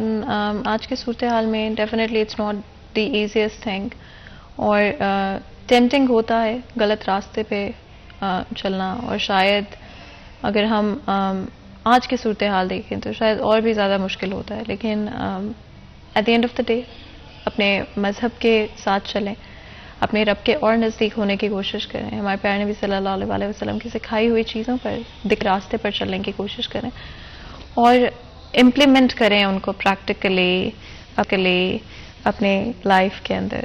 اور جتنا بھی ہو سکتا ہے دن بدن اپنے آپ کو بہتر انسان، بہتر مسلمان بناتے ہیں. پیر صاحب آپ کو بہت ہمارے لیے، ہمارے شو کے لیے، ہماری آڈینس کے لیے وقت نکالا. یہاں پر آج کے پروگرام کا وقت ختم ہوتا ہے. مجھے اجازت ہے، اپنا خیال رکھیں. اللہ حافظ.